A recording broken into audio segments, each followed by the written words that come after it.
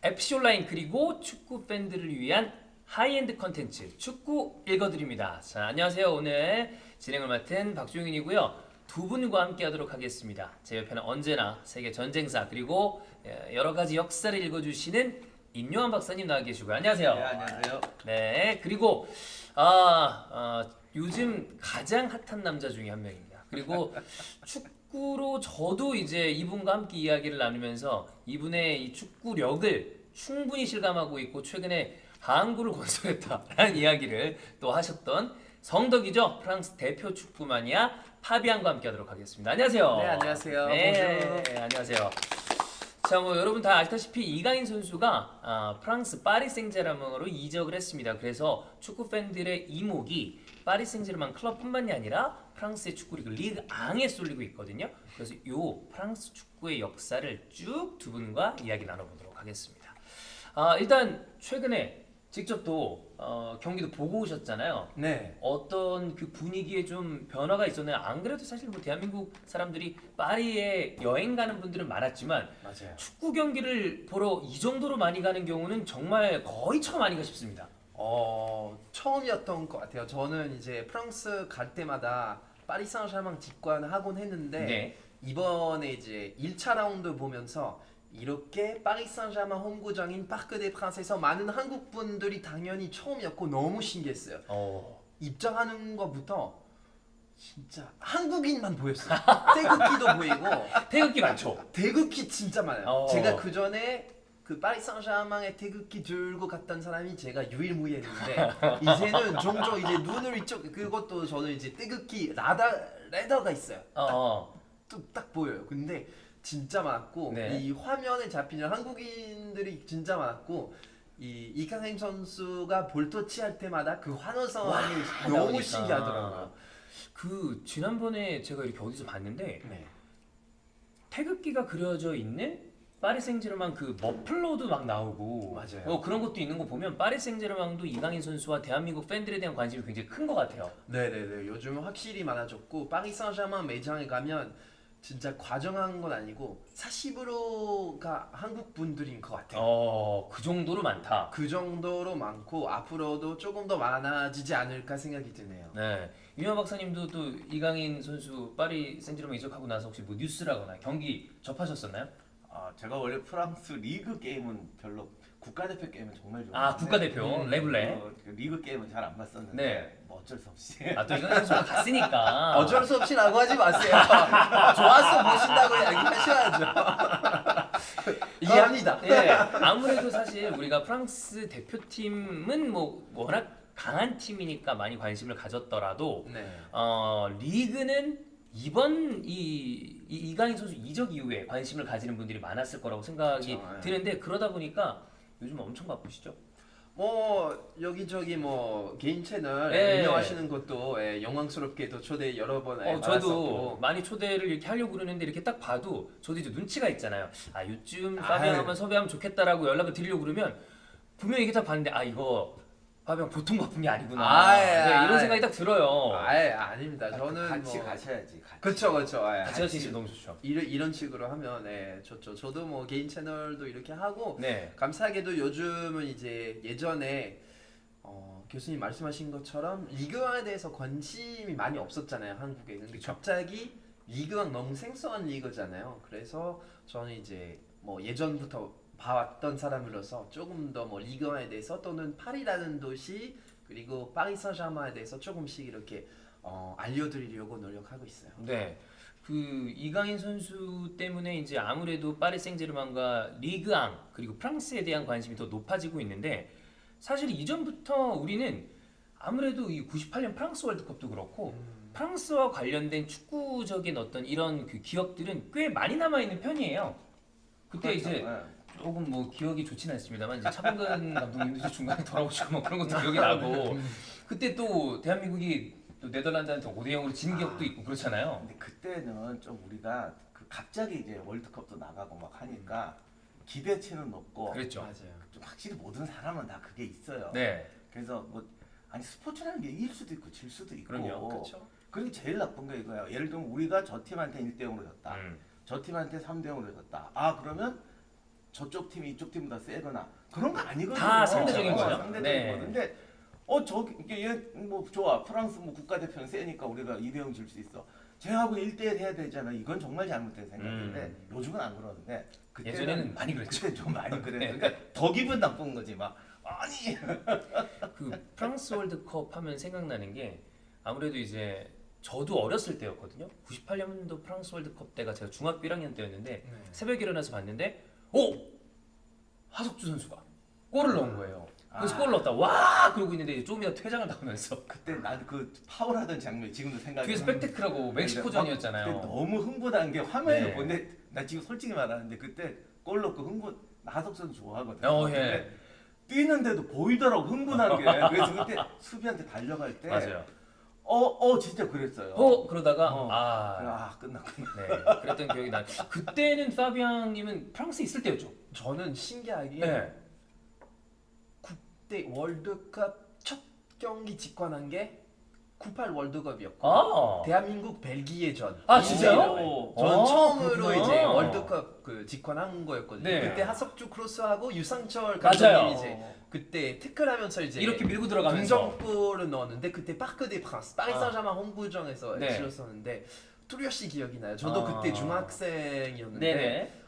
좋은 기억으로 남아요. 왜냐하면 그때 이 한국 서포터들은 되게 뭔가 알록달록한 옷을 입고 있었는데 그게 나중에 알고 보니까 한복이었고 맞아요. 또 부채 이 태극기들 이렇게 돼 있는 거. 예, 네. 부채를 들고 저는 그때 어릴 때 되게 신기했던 기억이 있는데 그때 저한테 좋은 기억이었어요 사실. 파비앙은 사실 대한민국과 연이 깊은 분인데 그때부터 어떻게 보면 좀 시작했다라고 생각해도 되겠네요. 그쵸. 저는 그때 태권도 하고 있었기 때문에 아. 한국이라는 나라에 대해서 그래도 조금 관심이 있어서 그때 이제 한국 경기 이제 표를 구해서 이제 갔던 기억이 있는데 98 월드컵은 저한테 당연히 좋은 기억으로 남게 되죠. 또 우승도 프랑스가 했고. 우승도 하고 이제 네. 직관도 하고 이랬던 기억이 있는데 네, 네. 그랬던 것 같습니다. 그렇게 시작이 돼서 이제는 이강인 선수가 또 파리 생제르맹 리그강으로 가서 굉장히 많은 이 대한민국 팬들, 축구 팬들이 프랑스 축구에 대한 관심이 커지고 있는 상황입니다. 이강인 선수가 뭐 이런 식으로 하면 리그강에서 잘 그리고 파리 생제르맹에서 잘할 수 있겠다라고 파비앙님이 또 그렇게 한마디 해주시죠. 어떻게 네네. 하면 잘할 수 있다. 사실 이강인 선수한테 조언한다기보다는 그냥 재밌게 축구했으면 좋겠고 그리고 지금까지 우리한테 뭐 국대라든지 또는 뭐 스페인에서라든지 보여준 퍼포먼스만 유지한다면 뭐 파리 생제르맹 팬들한테 사랑받을 수밖에 없고 네. 이제 뭐 사실 리그 시작한 지 얼마 안 되는데 이제 많은 파리 생제르맹 팬들이 이강인 선수에 대해서 관심이 많아요. 왜냐하면 파리 생제르맹 최초 아시아 선수기도 하고 그렇죠. 또 한국인 선수니까 요즘은 뭐 한국의 뭐 유럽 또는 프랑스 그것도 파리에서 이제 인기가 많잖아요. 네. 그래서 궁금증도 많고 또 이강인 선수의 플레이라든지 뭐 드리블 많이 하고 그런 선수잖아요. 이 팬들이 좋아할 수밖에 없는 거죠. 그래서 우리는 바라는 점들은 이제 이강인 선수가 원래 하던 플레이만 하면 저는 좋을 것 같아요. 네. 아마 저희가 이렇게 생각하는 것만큼 이강인 선수도 잘 적응해서 하지 않을까라는 생각이 드는데 그 이제 98 프랑스 월드컵이 이 프랑스를 대한민국 축구 팬들이나 팬들에게 좀 강하게 각인시킨 대회라고 말씀을 드렸고 네.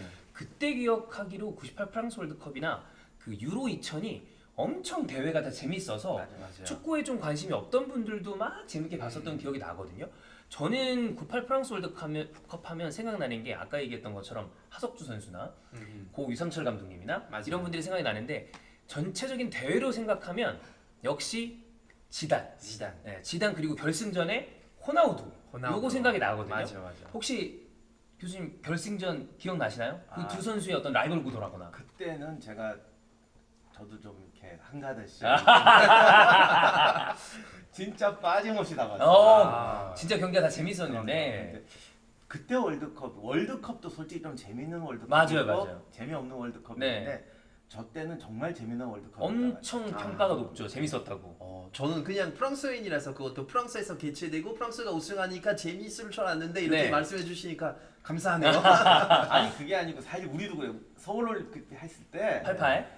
그 뭔가 나도 아직 한국팀 보느라고 정신 없었어. 아, 네. 지금도 보면은 그 월드컵이 예를 들면 월드컵 중에서 어떤 월드컵이었지 그럼 아무 생각이 안 나. 거기 빠져 있으니까. 네. 근데 이제 다른 나라 할 때는 그럼 이제 좀 멀리서 보니까. 멀리서 보는데 저번 때 98 월드컵은 진짜 생각나요. 저 때 이제 지단이 호나우두랑 라이벌 구도를 쫙 구성해 나가다가 호나우두는 이제 부상 때문에 조금 주춤주춤했을 때 지단은 팀을 이끌고 우승을 시키면서 이제 정점에 올랐죠. 그렇죠. 결승전까지는 사실은 뭐 호날두도 그렇고 지단도 잘하고 있었는데 결승전 바로 직전에 이제 호날두가 컨디션이 조금 네. 좀 안 좋았다가 지단은 반대로 그날은 그냥 본인 캐리어 중에 아마 최고의 그랬겠죠? 경기 중에 하나였고 이제 헤딩으로 빡. 네. 헤딩으로 이제 두 골을 넣으면서 프랑스 이제 우승을 이끌었는데 아마 프랑스인한테 모든 사람들이 이 1998년 7월 12일이었거든요. 7월 10일이었구나. 그날은 어디서 봤는지 뭐 하고 있었는지 뚜렷이 기억이 아. 다 뚜렷이 기억날 것 같아요. 한국 사람들한테는 2002 월드컵을 그쵸, 그쵸. 기억하듯이 그런 느낌으로 생각하면 똑같아요. 될것 같아요. 그때부터 이제 지금 생각해 보면은 네. 그때만 해도 그것도 옛날이라 한국이 프랑스가 축구한다 잘하는 나라는 생각이 없던 때였던 것 같아요. 비교적 네. 그랬던 것 같아요. 그 프랑스가 잘하던 나라가 아니었으니까 사실 이게 팩트 말씀하신 거예요. 저희도 프랑스 사람들도 98 이전에 축구는 잘하는데 비운의 팀다 또는 이제 진짜 맨날 치고 독일만 만나면 아 이제 뭐 TV 틀 이유도 없어요. 그냥 왜냐면 졌다. 찔 거니까. 네. 근데 98 월드컵 때 그때 모든 게 다 바뀌었어요. 왜냐하면 98 월드컵부터 프랑스가 운이 너무 좋고 거의 다 이겼고. 맞아요. 그래서 그때부터 이제 아 운이 바뀌었구나. 네. 이제 운도 운이지만 그때만 해도 리그 중계도 없고. 그렇죠. 음. 한국에선. 또 외국 팀 하는 거는 유로 경기 같은 거 우리 보지도 않았어요. 그렇죠. 그러니까 아마 그때 내가 느꼈던 느낌이 특별한 분들 아니면 보통 사람들 생각한다 비슷할 텐데 뭐 월드컵 할 때는 뭐 이 팀의 스타 플레이어가 누구나 나오잖아요. 나오죠. 그때 뭐 지단 그러면 그냥 이 팀에서 잘하는 애인가 보다. 그런가 보다. 그리고 월드컵 때는 약간 거품도 있잖아. 네. 뭐, 그렇죠, 그렇죠. 아 얘가 뭐 리그에 반짝이. 맞아요. 그냥 에이 뭐 거기서 하나 보다 근데 갑자기 폭폭폭 너무 올라가니까 잘했으니까. 이게 뭐야 그러던 게 지금도 생각나요. 저도 요때가 막 해외 축구에 입문하던 때라 제가 좋아하는 그 클럽 팀은 잉글랜드 소속인 팀이지만 제일 관심 있게 보고 가장 좋아하는 선수가 많았던 대표팀은 프랑스 대표팀이었거든요. 근데 그때 이제 에메자케 감독도 그렇고 네. 이 아트사커라고 대한민국에서 많이 불렀는데 실제로 본국에서는 그런 별명은 없었죠. 레블레라고 그냥 부르는 거죠. 저는 깜짝 놀랐어요. 한국에 와서 프랑스 축구할 때 항상 아트사카라고 맞아요. 부르던데 저는 한국에 와서 이 말을 처음 들었습니다. 그리고 프랑스 축구한테 저는 전혀 안 맞는 단어라고 생각하는 게 일단 사커라고 부르는 게 프랑스뿐만 아니라 모든 유럽 나라들은 되게 싫어해요. 저희 사커는 이제 미국식 스타일이니까. 풋볼이에요. 네. 왜 사커지? 사커라고 부르는 나라는 일본, 네. 미국, 네 아무튼 그 정도. 그 정도. 예. 네. 그리고 아트사커 사실은 지단 때문에 뭐 기술 쓰고 이렇게 많이 썼던 단어지. 축구는 진짜 잘하시는 분들은 프랑스 98 월드컵 때도 그렇고 특히 더욱더 2018년에 또 한 번 우승했잖아요. 그쵸. 아트사커 하지 않고 그냥 실리 축구. 맞아요. 이기는 축구. 골 하나 넣고 진짜 대성의 축구. 예. 그냥 하나 넣고 잠기고 수비 축구. 음. 사실 저는 축구를 좋아하는데 저도 실리 축구 네. 좋아하는데 이기면 된다. 근데 프랑스는 아트사커보다는 실리 축구. 실리 축구다. 수비적인 축구를 아. 많이 했기 때문에 이제 잘했던 건데 아트사커는 제가 봤을 때 잘못된 단어라고 오히려. 저는 생각을 합니다. 예, 그러니까 사실 어떻게 보면 예술적인 느낌을 주는 거는 좋을 수 있으나 현실은 그거는 아니었다. 아니었다. 특히 네. 프랑스가 우승한 이유는 수비 덕분이라고 저는 생각을 해요. 그때도 뭐 엄청나게 좋은 수비진이 있었잖아요. 뭐 리자라지, 뭐 튀랑, 슈람, 데사이, 데사이, 블랑 뭐 이런 철의 백포라고 부르는 선수도 네네. 있었으니까.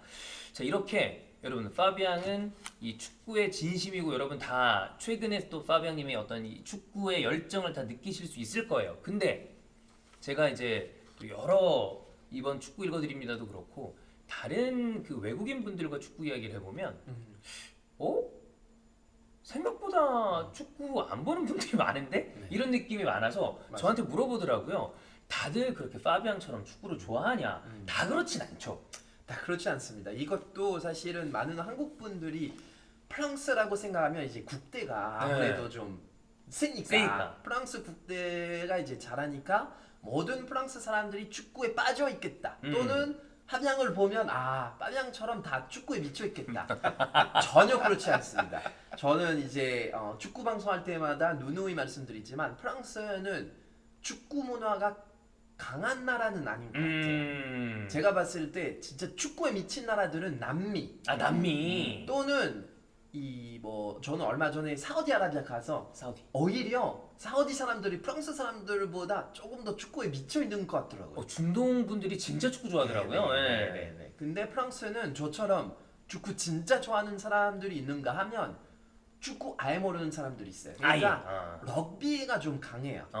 특히 이제 프랑스 그 축구에 미친 도시들이 있어요. 네. 말세유 그리고 파리 몇 명들이 이런 그리고 상티티엔, 생테티엔, 네. 리옹 이 도시에서는 축구 미쳐 있는 사람들은 굉장히 많은데 다른 도시에서는 특히 뭐 툴루즈, bordeaux 그쪽은 이제 그 서쪽, 네. 서남 서남 쪽. 네, 서남 쪽에는 럭비가 훨씬 강하고 그렇게 여러분들이 생각하시는 만큼은 프랑스는 축구에 미쳐 있지 않아요. 아 그렇지는 않다. 파리는 그러니까 어떻게 보면 다국적 도시잖아요. 그래서 네. 그런 거 아닐까? 그런 것도 좀 영향이 있지 원래 남미 않겠죠? 사람들도 많고. 네. 그런 생각을 해봤을 때 그럼 이제 저희가 궁금한 건 그거죠. 그래도 우리보다는 확실히 축구에 열정적인 분들이 많지 않을까. 그래도 유럽인데라고 생각을 하기 때문에 숫자를 한번 말씀해 주시면 좋을 것 같거든요. 뭐 예를 들어 어느 몇 명 정도가 프로에 이렇게 소속이 돼 있다거나 이런 거 보면 좀 알 수 있잖아요. 네, 사실은 프랑스에서 그 라이센스를 취득해서 선수로 이제 등록한 사람들은 굉장히 많아요. 네. 210만 명 넘는데 그럼 진짜 많게. 굉장히- 진짜 많은데. 굉장히 많아요. 네. 그 사실은 축구하는 사람들은 좀 많긴 해요. 네. 그것도 라이센스를 가지고 이제 하는 사람들이 있는데 저는 라이센스 취득하고 이렇게 좀 그 클럽에 등록해서 축구한 적은 없는데 한국에 오기 전까지 축구 안 한 날은 아마 없었던 것 같아요. 진짜 매일 많네. 축구했어요. 길에서. 그래서 길에서 축구하는 사람들이 진짜 많아요. 많다. 그래서 아마 이 숫자는 저 같은 사람들 포함해서 1,000만 명 가까이 되지 않을까. 그렇게 보면 이제 많긴 하죠. 그래도 광고인데 뭐 이렇게 말해서 그럴 수도 있겠지만 그 중에는 여자들이 굉장히 많아요.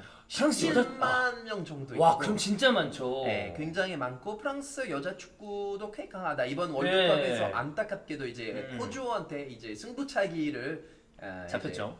이제, 잡혔는데 좀 잘하고 그리고 리옹이라는 팀이 네. 그 여자 축구 보시는 분들은 너무나 유명한 팀인 강력하죠. 걸 네. 알겠지만 뭐 그 챔피언스리그 6연패를 달성했고 또 이제 그 통산 8회 우승으로 이제 최다 우승 기록한 팀이고요. 거의 가장 잘하는 팀이라고 보시면 되고 프랑스 여자 축구는 꽤 강한 편인 것 같아요. 맞아요. 여자 축구하면 아시아권도 되게 강한데 네. 프랑스 그 중에서도 파리 생제르맹 여자 축구팀도 되게 강하고 파리 생제르맹, 리옹. 이게 리옹 네. 두 팀 그리고 뭐 바르셀로나 이 정도가 바르셀로나 엄청 팀이요. 강한 여자 축구팀으로 알려져 있는데 저희 그 여자 월드컵 보면 사실 저희 대한민국이랑 프랑스 팀이랑 붙을 때 보면 사실 저희 대표팀 좀 안쓰러운 게 그 체격 차이가 너무 많이 나서 맞아요. 우리 선수들은 아무래도 좀 작은 편인데 프랑스 여자 대표팀 선수들은 그렇죠. 피지컬이 엄청 좋더라고요. 확실히 몸은 이게 큰 것만 중요한 게 아니라 네. 골격이 중요하잖아요. 네. 프레임이 근데 확실히 그 유럽 분들이 골격이 다른 것 같아요. 그러니까요. 제가 저기 유럽 갔다가 실수로 여성분하고 부딪힌 적이 있어요. 그리고 내가 잘못했는데 네네네. 사진 찍느라고 정보를 네. 관광지에서는 뒷걸음질 치면 안 되고 조심해야 되잖아요. 그렇죠, 근데 그렇죠. 이거 보다 보면 이게 또 여기 네. 빠져가지고 하다가 내 뒤에 유모차가 있었는데 오, 그러니까 이 어머니 분이 어. 부딪힌 게 아니라 손으로 딱 막은 거야. 아이가 있으니까. 근데 가는데 갑자기 뭐가 벽에 퍽 걸려가지고 이렇게 돌아봤더니 이분이 이렇게 딱 하는데 이게 근데 손으로 미는 게 아니라 힘이 정말 좋으니까. 골건 진짜 골격 네. 딱 하는데 벽에 부딪힌 줄 알았다니까. 국적은 안 물어봤습니다. 네네. 자, 여튼 이 프랑스 축구는 파비앙님이 얘기한 것처럼 많은 사람들이 우리가 생각하는 것만큼 모두 다 축구에 열광하는 것은 아니지만 네. 숫자적으로 봤을 때는 역시 또 축구에 열광하는 나라인 것은 분명히 보입니다. 그러면 이제 저희가 또 유저분들의 질문과 함께 이야기를 나누잖아요. 첫 번째 질문을 말씀을 드릴게요. 자, 저는 이 FC9을 진행을 하면서 리그는 프리미어 리그를 선택을 하는데 그런데 국가대표는 프랑스 팀을 선택합니다. 좀 노골적인 얘기인데 예. 프랑스 리그는 재미없는데 국대는 왜 강할까요? 네네네. 이런 질문이 그러니까 리그는 사실 최상이라고 불려지진 않습니다. 뭐 최근에도 어떻게 보면 5위였다가 이제 네덜란드 리그에 밀려서 이제 한 칸 내려갔죠. 네네. 이런 상황인데 이 리그 앙에 대해서 먼저 이야기를 해볼 필요가 있을 것 같아요. 몇 개 팀이 리그 앙에 들어가 있는지 네네. 이거부터 체크를 해보죠. 지난 시즌까지는 20팀이 맞아요. 있었는데 이번 시즌부터 18팀이 네. 있습니다. 그리고 리그 2 그러니까 이부 리그. 이부 리그에서 20개 팀이 있으니까 합쳐서 38? 네. 네, 38팀의 예. 구단이 있는데 2부 리그는 프로이고요. 네. 그리고 3부 리그라고 불리는 그 나시오날은 이제 프로 선수들도 있고 그리고 아마추어 선수들도 있어요. 그래서 38개 팀이 이제 프로 팀이라고 볼 수 있는데 사실 뭐 숫자로 따지면 다른 리그들이랑 뭐 비슷하죠. 네. 네. 1, 2부는 그런데 사실 이제 막 그 독일이나 잉글랜드나 이런 쪽 얘기 들어보면 팀들의 숫자가 조금 더 많고 훨씬 프로로 많아요. 분류되고 있는 팀들이 훨씬 더 많은 편이잖아요.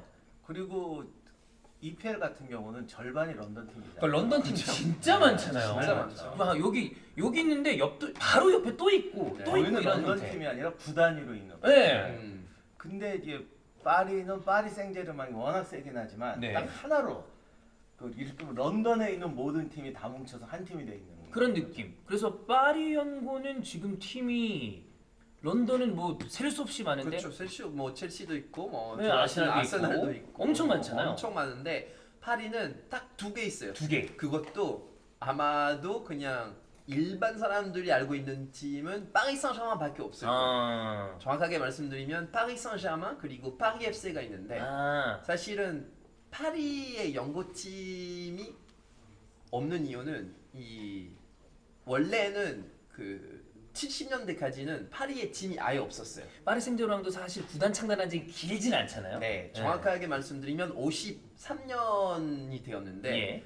그 전에 이제 파리 팀에 아예 파리라는 도시에 아예 축구팀이 없었어요. 그런 축구팀이 없으니까 이 다른 도시 뭐 로마라든지 네. 또는 런던이라든지 마드리드라든지 뭐 마드리드는 AC 마드리드 있고 레알 마드리드 있고 로마는 라지오 있고 AS 로마 있고 뭐 다른 유럽 수도에는 여러 팀이 있는데 그쵸. 파리는 왜 팀이 없냐? 네. 그래서 60년대 말에 이제 그 투표를 한 거예요. 프랑스에서. 음. 사람들 대상으로 이제 파리에서 팀 만드는 거 찬성 반대 이제 시민 투표를 한 건데 압도적으로 이제 찬성표가 많았어요. 있어야 된다. 그래서 있어야 된다. 당연히 파리는 이제 유럽에서 중요한 수도이기도 하고 그렇죠. 팀이 있어야 된다. 그래서 팀을 만들었어요. 팀을 만들었는데 2년 만에 이제 그 팀이 있으려면 프로 선수 있어야 되고 그리고 훈련할 수 있는 시설이 있어야 하는데 그렇죠. 파리에 없었어요. 네. 그래서 파리가 이제 생제르맹이라는 도시랑 네. 이제 결합을 해요. 아. 생제르맹은 이제 서울로 따지면 약간 일산? 그쪽. 그러니까 약간 서울 일산. 네. 파리 생제르맹이 서울 일산이에요. 네. 음. 많은 분들이 생제르맹 무슨 뜻이냐라고 물어보는데 도시 이름이에요. 그래서 아. 파리 생제르맹이 되는데 이제 그 팀을 결산되고 나서 우리는 이제 팀 만들었으니까 생제르맹 좀 빼자 이렇게 해서 이제 그 생제르맹 사람들이 우리는 프로 선수들 가지고 네. 훈련 시설도 가져오는데 왜 우리를 빼냐 그래서 이제 그 다툼이 있어가지고 파리 FC라는 팀이 프로 리그에서 치게 되고 그리고 파리 생제르맹은 아마추어 팀이 되었는데 결국은 파리 FC는 지금은 뭐 3부 리그, 2부 리그에 왔다 갔다 하는 팀이 되었고 그리고 파리 생제르맹은 이제 승승장구하면서 지금 프랑스의 최고 팀이 된 그렇죠. 거죠. 짧게 이렇게 파리 생제르맹 역사 이렇게 설명드리면 이렇게 된 건데 네. 창단 연도는 파리 생제르맹은 1970년. 그러니까 파리 FC랑 비슷하죠. 비슷하다. 근데 파리 FC는 지금 스타드 드 샤를레티라고 파리 13구에 있는 작은 2만 명 수용할 수 있는 작은 경기장에서 예. 하고 그리고 뭐 3부 리그, 2부 리그 왔다 갔다 하는 네네네. 그 파리 사람들한테 파리 FC라는 존재도 아마 모르는 사람들은 대부분일 거예요. 그 지역 근처 사람들 말고는 좀 잘 모른다. 전혀 모르고 아. 파리 생제르맹만 알고. 네. 근데 우리가 파리 생제르맹을 왜 잘 모르는 분들이 많아요. 네. 파리는 원래 오래된 도시잖아요. 네. 그런데 사실 파리 생제르맹은 신도시처럼 돼가지고 음. 파리는 전체가 클래식이고 음. 파리 생제르맹은 지금 가보시면 완전 첨단에 음. 그리고 내가 알기로 프랑스에서 중요한 기업은 거기 다 몰려 있죠 아마. 파리에? 생제르맹에. 생제르맹에? 그렇죠. 어. 유명한 화학회사 뭐 이런. 회사들. 네. 그러니까 여기는 완전히 21세기 도시, 여기는 옛날 도시 그런 느낌 드는 데거든요. 그러니까 근데 왜 파리에 축구팀이 없냐는 나도 모르겠는데 네. 그 파리가 워낙 11세기부터 개발이 국가의 수도였고 그리고 유럽에서는 중앙집권이 제일 발달한 나라가 프랑스였잖아요. 그러다 보니 근데 이제 우리 생각하는 중앙집권하고는 좀 달라요. 네. 그러나 어쨌든 파리는 계획도시처럼 네. 돼가지고 축구하고 이런 들어갈 틈이 없었던 것 같아요. 그런 거 없어도 저도 사실 많은 사람들도 그 당시에 너무 신기했어요. 왜 파리라는 큰 도시에서 축구 클럽이 없을까? 좀 특이하긴 해요. 네. 다른 데서 뭐 말세유, 상테티엔, 볼도 모든 중요 도시에서 다 클럽이 있는데 그래서 역사를 따지면 사실은 파리 생제르맹은 가장 애기죠. 거의 뭐 그쵸. 낭트도 뭐 다른 팀들에 비해서 예. 그게 그냥 파리의 되게 특이한 점이었던 거죠. 어떤 뭐 뾰족한 이유가 있다라기보다 그냥 어쩌다 보니까 좀 그런 느낌?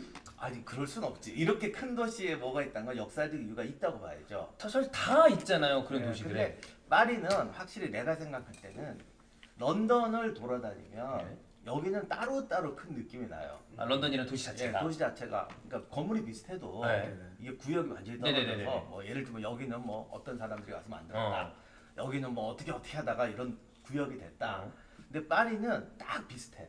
전체적으로. 그러니까 물론 뭐 안에 뭐도 있고 뭐도 있지만 계획 도시가 그렇잖아요. 여기 궁전, 옆에 뭐 저택 네. 이런 식으로 쫙 돼 있는 느낌이 들고 아. 굉장히 넓은데도 가보면 비슷하거든요. 중요한 포인트 빼놓고. 그러니까 뭐랄까 국가가 중앙집권이 강하니까 계획 도시를 딱 만들어 놓으니까 네. 뭐 축구장 없어. 처음에 이 계획이 좀 없었다. 그렇죠. 그러다 보니까 그리고 워낙 또 귀족들 이런 사람들 불러서 네. 살고 뭐 이러다 보니까 좀 이렇게 자연 발생적으로 런던은 막 자연 발생적으로 돼가지고 막 이렇게 만들어진 느낌이 나는데 여기는 딱 짜여진 그래서 생제르맹으로 이제 새로 만든 도시 거기서 해 이렇게 된 거 아닌가 싶어요. 네. 뭐 어쨌든 파리 생제르맹은 지금은 뭐 유럽에서 가장 손꼽히는 클럽 중 하나인데 그 중에서는 비교적 조금 여러 가지 방금 말씀해 주셨던 이유 때문에 창단이 조금 늦으면서 뭐 구단의 역사로 따지면 오래되기로는 조금 이제 신생이죠. 그렇죠. 신생 구단 중에 하나예요. 50년이면 다른 유럽 뭐 막 거의 100년, 다들 100년 넘으니까. 근데 근데 신생이죠. 이런 상황에 아까 말씀해 주셨던 마르세유랑은 또 굉장히 좀 격렬한 더비잖아요. 맞아요. 네. 거의 르 클래식이라고 네. 그 스페인에서 바르셀로나, 레알 마드리드, 엘 클래시코 있듯이 파리 생제르맹에서 르 클래식이라고 부르는데 사실 두 팀 라이벌 관계가 된 지 얼마 안 됐어요. 90년대 초반이거든요. 네. 그때 마르세유는 굉장히 잘할 엄청 좋았죠. 때였어요. 네. 뭐 유럽 무대에서도 굉장히 뭐 챔피언스리그 예. 우승하기도 하고 프랑스에서 이제 프랑스 리그를 지배하고 있었는데 그때 베르나르 타피라는 분이 이제 그 마르세유 네. 회장이었거든요. 그리고 파리 생제르맹의 카날 플러스라는 그 자본이 들어와요. 카날 플러스 프랑스 방송인데 방송국 까나플리. 네. 그때 자본이 들어와서 파리의 강팀을 만들겠다 해서 그때부터 라이벌 관계가 되었는데 90년대 파리 생제르맹 마르세유 경기를 보면 축구인지 태권도인지 정말 헷갈릴 정도로 진짜 이 유튜브에 하이라이트 보면 깜짝 놀라요. 네. 이제 진짜 저도 어릴 때여서 이게 아버님한테 물어보면서 이게 진짜 축구예요? 아니면 MMA예요? 그 정도로 이제 뭐 목에 태클은 기본이었고 뭐 퇴장은 이제 퇴장 있을지 없을지 그게 궁금한 게 아니라 퇴장 카드 몇 개 나올까? 몇 개 나왔지? 네, 이런 거였거든요. 네. 그래서 90년대 파리 생제르맹 말세유 경기를 보면 진짜 너무나 이제 라이벌 관계가 진짜 잘 조성되기도 하고 두 팀이 이제 잘하니까 그렇죠. 그때 뭐 1, 2위 다툼이었는데 지금은 파리 생제르맹이 압도적이니까 약간 좀 이 관계 라이벌이 사실은 조금 약해지긴 했는데 그래도 파리 생제르맹 팬들이 이제 새로 선수 영입되면 제일 먼저 말하는 게 다른 경기 다 져도 마르세유한테 지면 안 된다. 네. 그리고 우리는 이제 그 일정이 나오면 제일 먼저 보는 게 마르세유 연체다. 저도 네. 이제 파리 생제르맹 직관하는 경기 중에 항상 마르세유 경기. 그래서 일정 보고 그때는 가야지. 난 가야지. 근데 지난 시즌에 한번 졌잖아요. 저 2년 전에 네, 졌어요. 2년 전이구나. 2년 전에 졌는데 그때 막 뉴스 나오고 난리 났었는데. 왜냐하면 파리 생제르맹이 10년 동안 안 졌으니까 그때 저는 뭐 다양한 이제 뭐 친구들이랑 농담을 하는데 그 중에 제 조카가 이제 12살이었는데 네. 조카가 이제 파리 생제르맹이 말세유한테 진 거는 본 적이 없다. 태어나면서부터. 네. 근데 마르세유는 원래 뭐래도 좀 거칠지 않아요? 동네가? 그 마르세유 정열적인 도시이긴 해요. 제가 마르세유는 못 가봤는데 네. 역사책에 봐도 네. 동네가 세. 거기도 좀 항구 도시. 항구 쪽이고. 도시. 항구 네. 도시예요. 항구 도시고 사실은 그 저기 옛날에 밀수할 때 나폴레옹 시대나 이럴 때 그 밀수할 때가 마르세유가 워낙 밀수적이 세가지고 근데 항구다 보니까 그 밀수를 좀 물론 범죄지만 네. 우리 생각하는 또 밀수하고 또 달라요. 우리 영화 밀수랑 좀 다르게. 네. 그러다 보니까 거기가 워낙 그런 조직 이런 게 잘 돼 있어가지고 그러니까 하여간 프랑스 혁명할 때도 괜히 라마르세유겠어요. 맞아요. 마르세유 사람은 온 게 아니잖아. 네. 여러 동네에서 왔는데 그래도? 얘들이 제일 튄 거지. 말세유에서 이제 결합을 해서 이제 파리로 올라가서 네, 이제 네, 라말세유서인데 그냥 그 뭐 대략적으로 비교해드리자면 서울이 있잖아요. 네. 서울은 파리면 부산은 말세유거든요. 그런 느낌. 항구 도시이고 약간 사람들이 조금 더 이제 뭐 약간 좀 열정적이고 정열적이고. 그런 느낌이 있어요. 그렇습니다. 레지스탕스 운동도 마르세유가 제일 셌어요. 그러다 보니까 또 파리의 자존심이 있는 그 팀과 이 또 항구 도시의 정열이 만나니까 당연히 격한 경기가 나올 수밖에 없다. 네네. 그래서 이런 더비가 이루어지고 있는데 우리가 저희 뭐 독일도 그렇고 잉글랜드도 그렇고 스페인, 이탈리아에 굉장히 많은 더비들이 있습니다. 네. 그러면 이제 또 리그왕을 궁금해하시는 분들 중에 그러면 프랑스 리그를 보는데 이 두 팀 경기 말고 다른 좀 볼만한 더비는 없나요? 이렇게 여쭤보면 어떤 더비를 추천해드릴까요? 일단 올림픽 드 리옹, AS 사int-Étienne도 굉장히 세요. 리옹과 센테티엔. 리옹 사int-Étienne 더비는 이제 같은 지역에 있으니까 네. 포레즈라는 지역이 있는데 둘 다 뭐 사int-Étienne은 축구 역사 좋아하시는 분들은 이제 사int-Étienne이라는 팀을 아마 알고 계실 네, 그쵸. 거예요. 정말 유럽 무대에서도 굉장히 잘했죠. 잘했던 팀이기도 하고 리옹 같은 경우에는 이제 2000년대는 프랑스 리그왕을 지배했다시피 완전히 네. 했으니까 둘 다 이제 세긴 세는데 서포터들은 서로 정말 극단적으로 싫어해요. 진짜 아마 이 방송에 나올 수 없는 그 정도로. 그런 것들이 네. 많으니까 서로 만나면 이제 거의 혐오 수준이니까 일단 여기까지 생략을 하고 또는 더비 중에 올림픽 드 리옹가 있잖아요. 네. 둘 다 올림픽인데 올림픽 드 리옹, 올림픽 드 마르세유. 리옹 마르세유. 리옹 마르세유도 꽤 세요. 어. 그래서 선수들은 이제 마르세유에서 뛰다가 룡으로 넘어가면 이제 거의 원수처럼 보이고 반대로 이제 룡에서 뛰다가 마르세유 가면 그냥 완전 배신자로 쳐서 그 더비들도 사실 굉장히 세요. 네. 보통은 리옹 사int-Étienne, 마르세유 리옹 그리고 파리 마르세유 요 정도. 이 세 경기가 제일 재밌고 약간 좀 좀 격렬하고.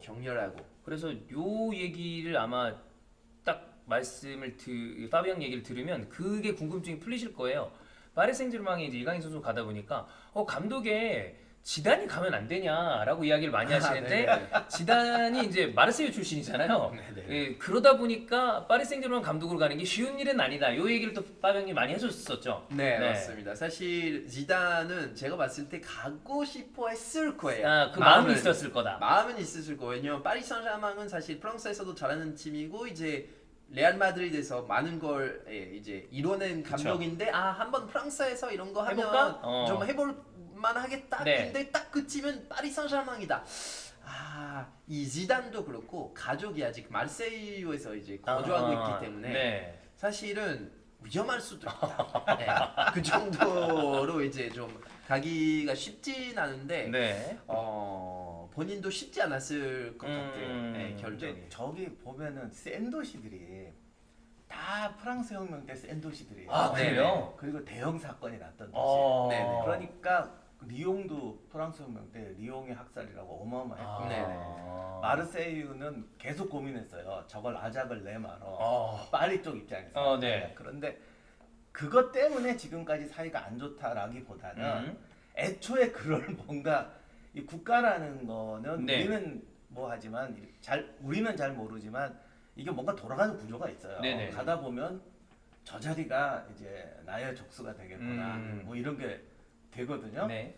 그러니까 저는 우리 집사람이 우리 애가 1학년 처음 입학했는데 네. 이게 보잖아요. 네. 보면서 딱 보더니 제가 우리 딸 라이벌이 되겠어. 느낌상. 이러더라고. 둘이 제일 친해졌는데 그게 그거지 뭐. 뭐 그런 것처럼. 국가로 봐도 네. 이게 두 가지가 있는 것 같아요. 되게 붙어 있는 애들이 싸워요. 원래 멀리 떨어져 있으면 안 싸워. 아까 머니까. 말씀하신 것처럼. 그래서 더비는 다 옆에 있거나. 보통은.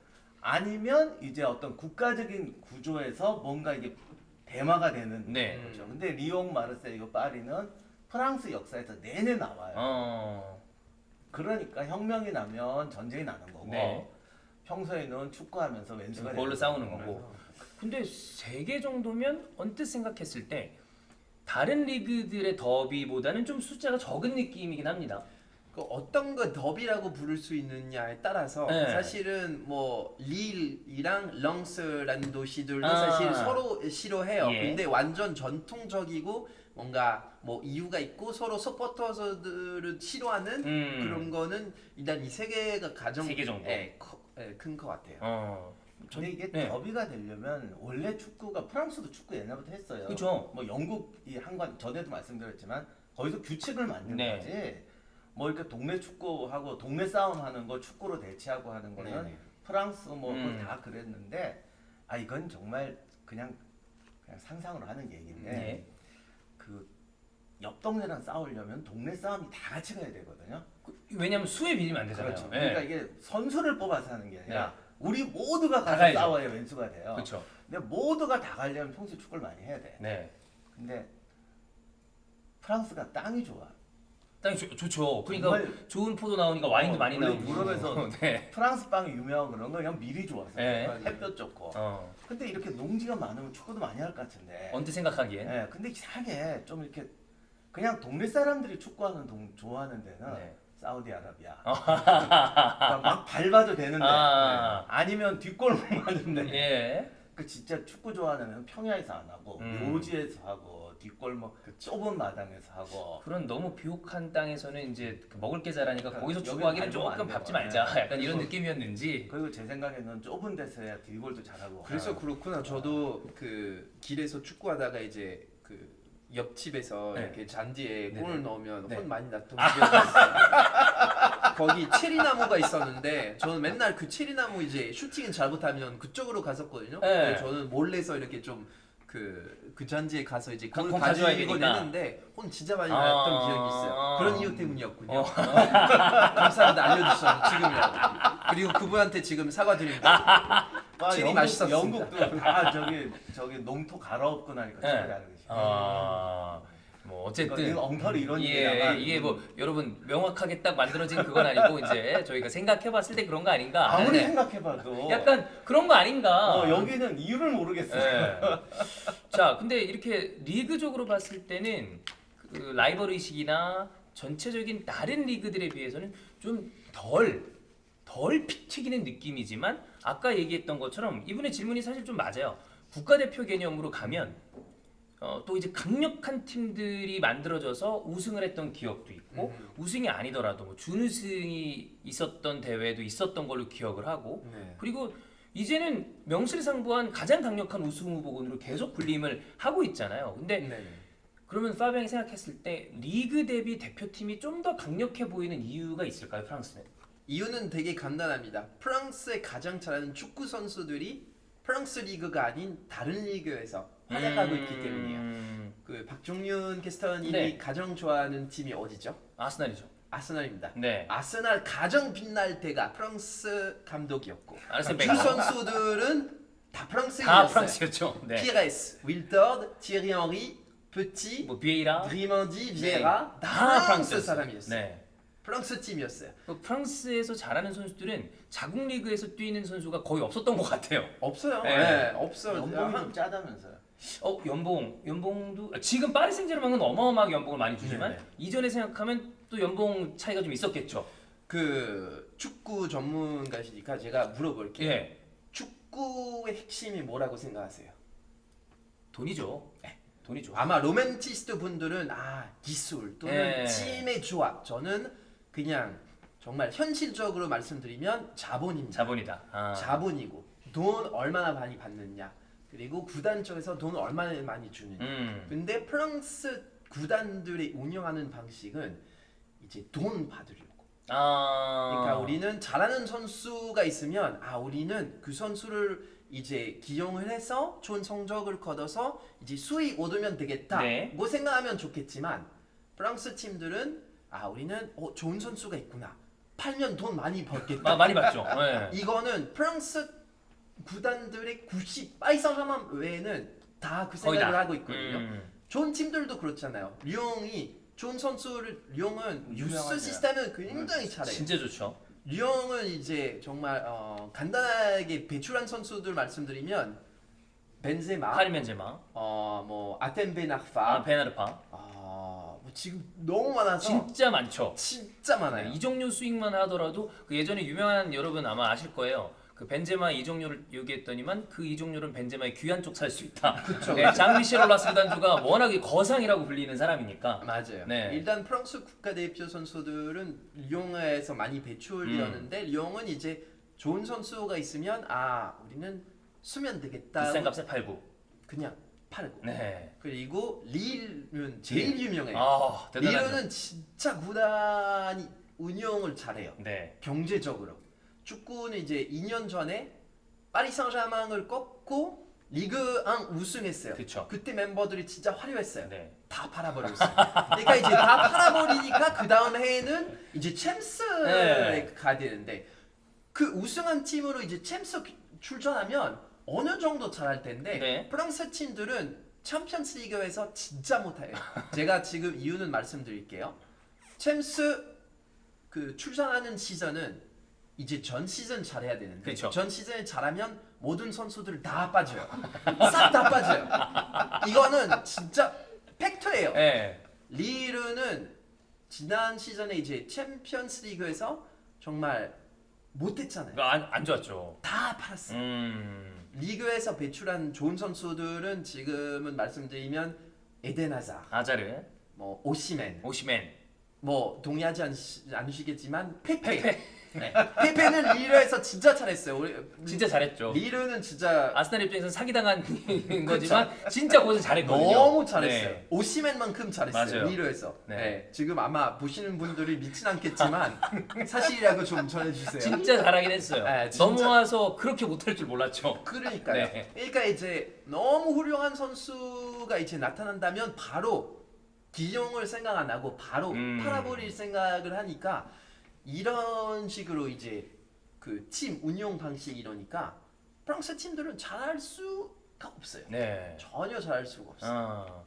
그러니까 그 리그나 클럽들이 운영하는 방식이 우리가 좋은 선수를 발굴해서 팔아서 그걸로 운영하는 방식이다 보니까 그걸로. 그래서 대표팀에는 좋은 선수들이 많으나 맞아요. 리그 자체는 경쟁력이 소수의 팀을 제외하면 좀 떨어진다. 네. 근데 이건 프랑스뿐만이 아니라 다른 뭐 네덜란드, 포르투갈 이런 팀 리그들도 잘 남미에서 나는 선수들 데려와서 비싸게 팔고 이런 경우가 굉장히 좀 많습니다. 네. 그리고 프랑스 리가 세금이 또 많대요. 세금이 어마어마하죠. 네, 그 아마 유럽 리그에서 가장 쓸 텐데 네. 물론 물론 외국인 선수들은 어느 정도 이제 절세 약간 받기는 하는데 일단 기본적으로 50% 그러다가 이제 50으로 이제 세금이에요. 네, 오, 50으로 세금이고 벌써 너무 스트레스 받는다. 네. 그 다음에 이제 여러 가지의 세금이 있는데 뭐 자산세, 네. 뭐 거주세, 뭐 이런 뭐 어떻게 따지면 이제 60으로 일단 기본으로 갈고 이제 나중에 더 많은 세금들이 있는데 어떤 구단에서는 특히 파리 생제르맹에서 구단에서 내주기는 하죠. 세금 보전해 주는 경우가 있죠. 네네. 그리고 외국인 선수 이제 절감 받고는 이러는데 프랑스 선수들은 이제 그 영국 뭐 그 잉글랜드나 뭐 스페인 뭐 다른 리그에 가면 이제 나는 똑같은 이제 연봉을 받는데 이제 세금을 더 내니까 네. 사실 프랑스에 있을 이유가 없죠. 그렇죠. 다른 데 가자. 팀은 못하지, 네. 세금도 많지, 많이 내. 네, 잔디도 안 좋지. 나는 리그에서 왜 뛰어? 네. 솔직히 이런 이유예요. 외국에 네. 가서 국위선양도 하고. 이런 것도 있고 네.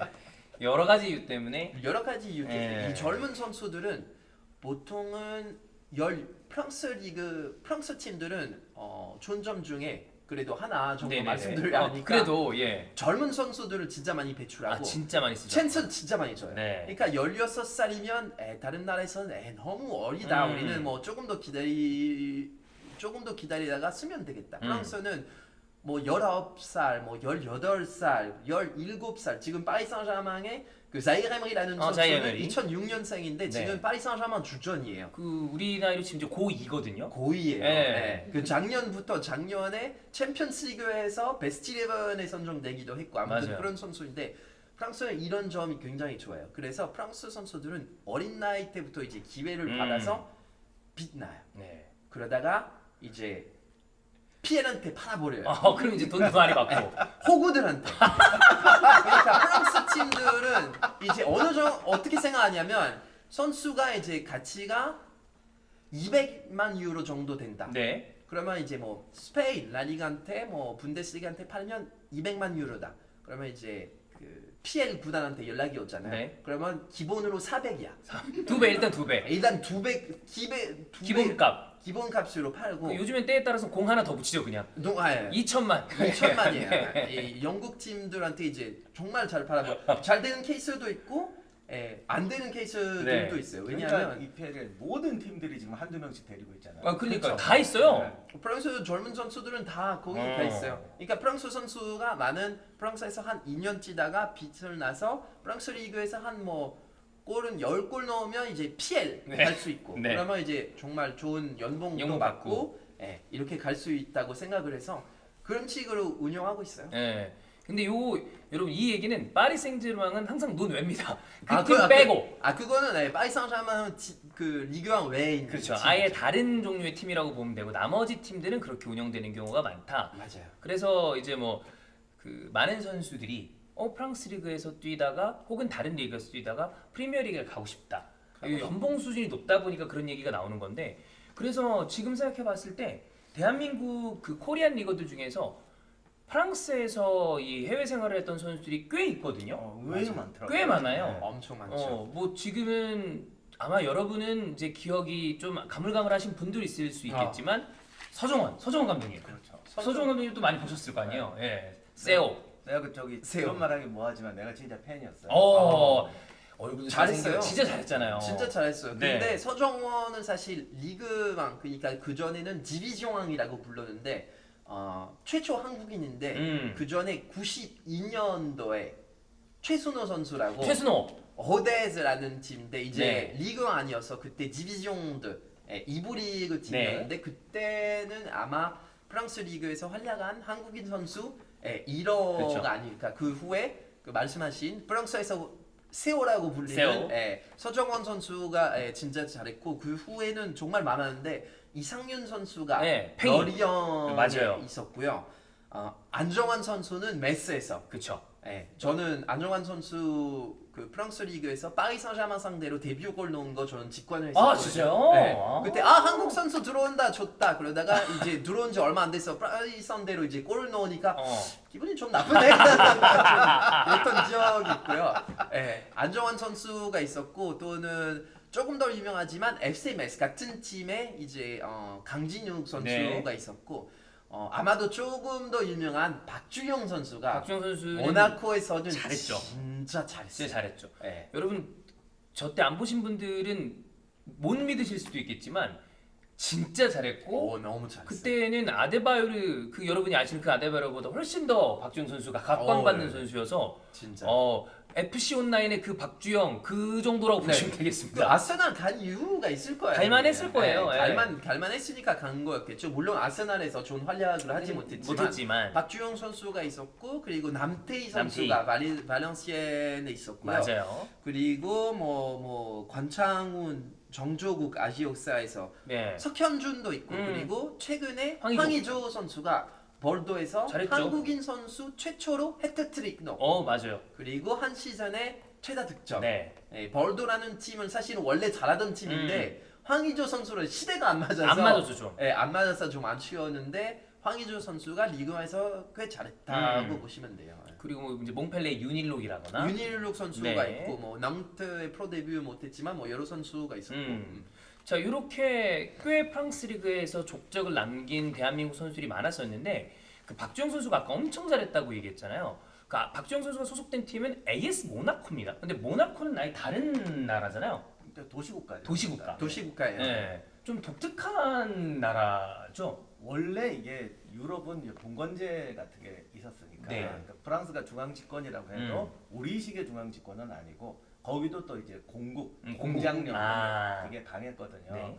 그러다 보니까 하여간 희한한 사연 때문에 도시가 떨어져 나갈 때가 있어요. 그러면 예를 들면 싱가포르 같은 경우는 네. 지금 제가 알기로 축구팀인지 없는지 모르겠지만 네. 뭐 도시 하나가 리그를 할 수가 없잖아요. 네. 그럼 말레이시아 리그로 가든 같이 섞여서 해요. 그렇죠, 예. 그렇죠. 그러니까 모나코도 이제 그런 경우죠. 아. 근데 만약에 모나코 보고 네. 뭐 제가 파비앙시 있어서 하는 얘기가 아니라 유럽에서 프랑스는 사실 오랫동안 제일 강국이었고 그렇죠.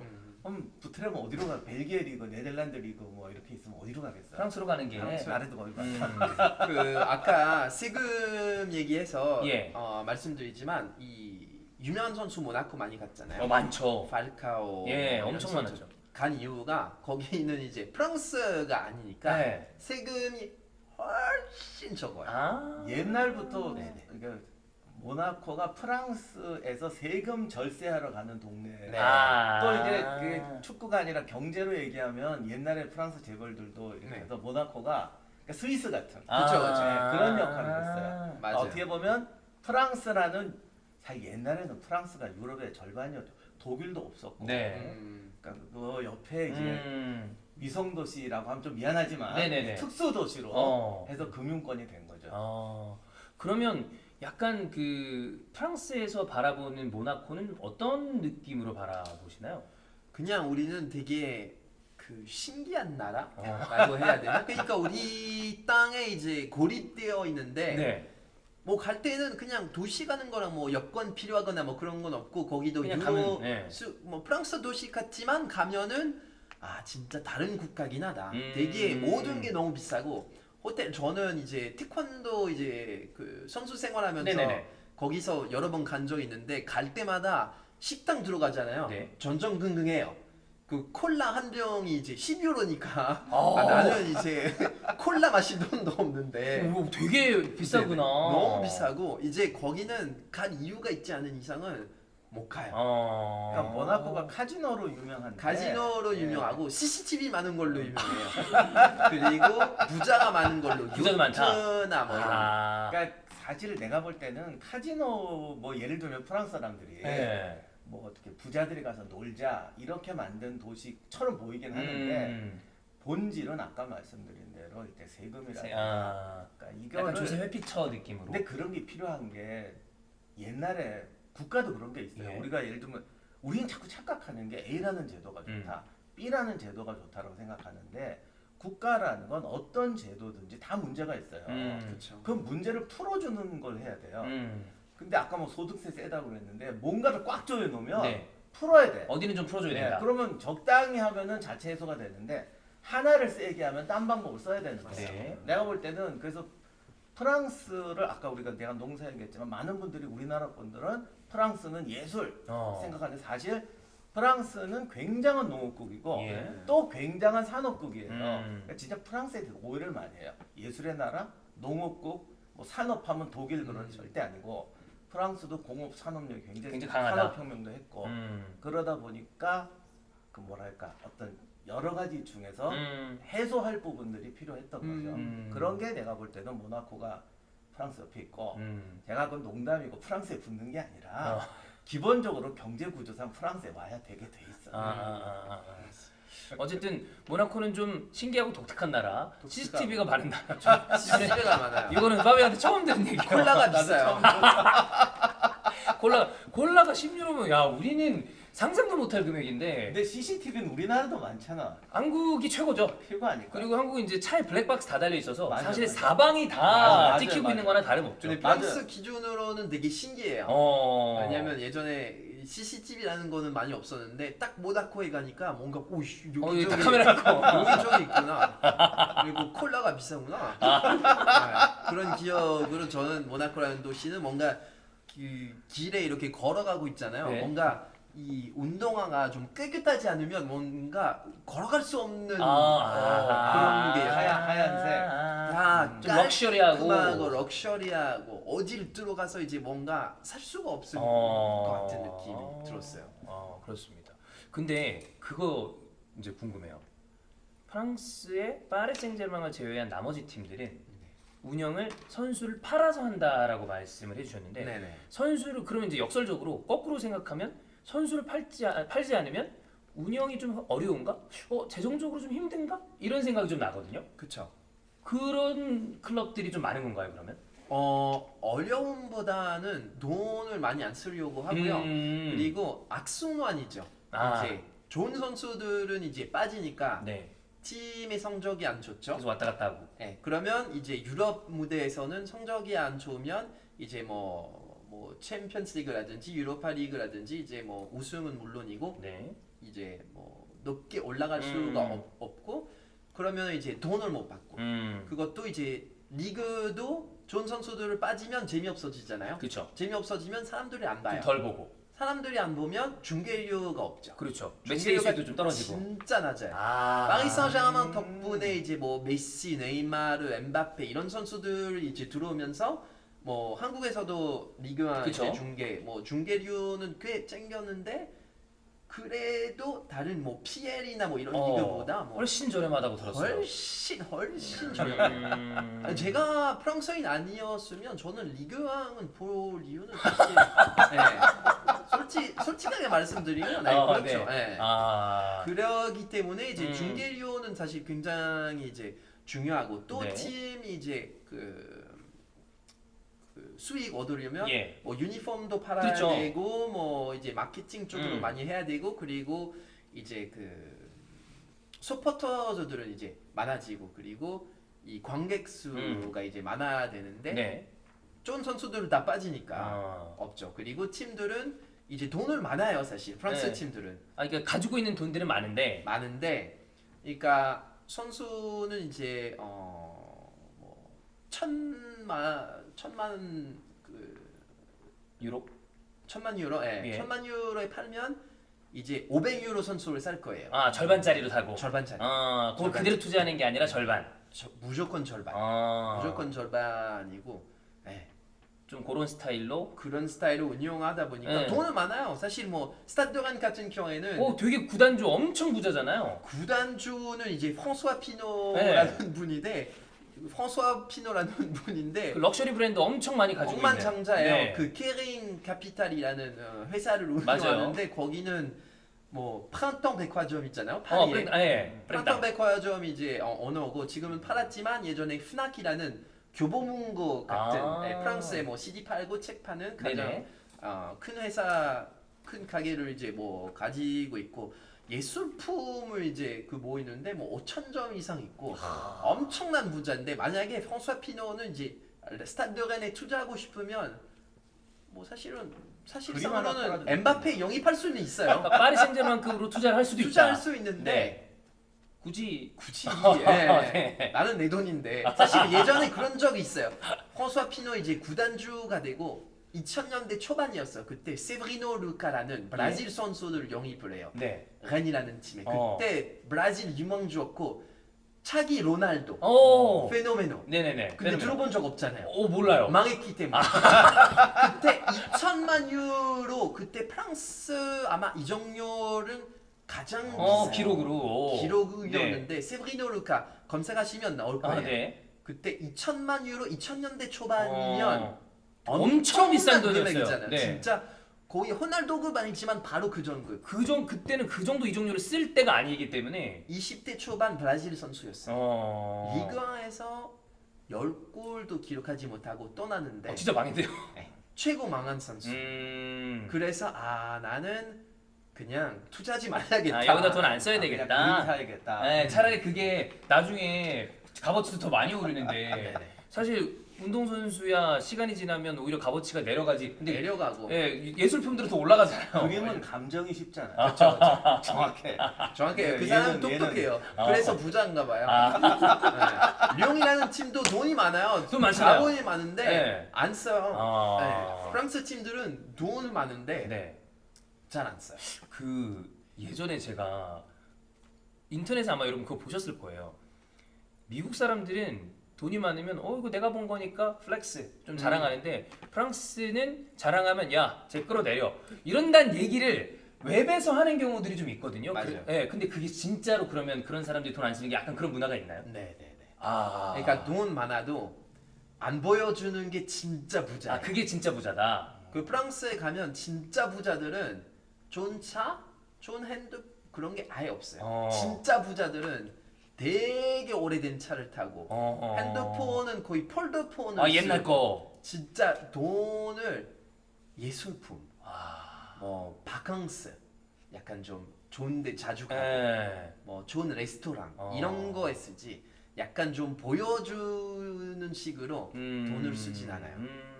근데 어떻게 보면 네. 전 세계 다녀보면 진짜 부자들은 다 그런 경향이 조금 그래요? 있기도 하고 남루한 옷을 예, 입고 맞아. 오히려. 이런 거, 정말 부자들은 그 왜 남대문에 현금 부자 할아버지들 그렇죠. 다 낡은 바지 입잖아요. 저도 그런 분 한 번 만난 적 있어요. 어. 청소하고 나 진짜 저기 노숙자인 줄 알았어. 네네. 할아버지인데 네. 근데 여기서 저기까지 저기 다. 그 땅이라고. 네, 이름 내면 지금 서울에 제일 비싼 땅. 그렇구나. 근데 그런 것도 있고 프랑스 혁명 탓도 아닌가 싶기도 해요. 음. 왜냐하면 혁명 전에 네. 프랑스는 정말 모든 거에 유럽의 모델이었어요. 네. 그러니까 프랑스 황실에서 뭘 한다 그러면 다 따라하고 뭐 요거는 기록은 없지만 뭐 예를 들어서 프랑스 황실에서 뭘 걸었다. 그럼 이것도 그럼 따라하고. 그리고 옷 같은 거는 정말 그때 프랑스 귀족은 모든 거에 차별화시켰죠. 베르사유 궁전도 그러려고 만든 거죠. 그런데 그리고 혁명 한번 났고 사실 200년밖에 안 됐, 100년 안 됐죠. 혁명 있는지. 그러면서 이제 이런 게 아니구나. 프랑스 따라하지 마세요. 이러다가 큰 거가 다칩니다.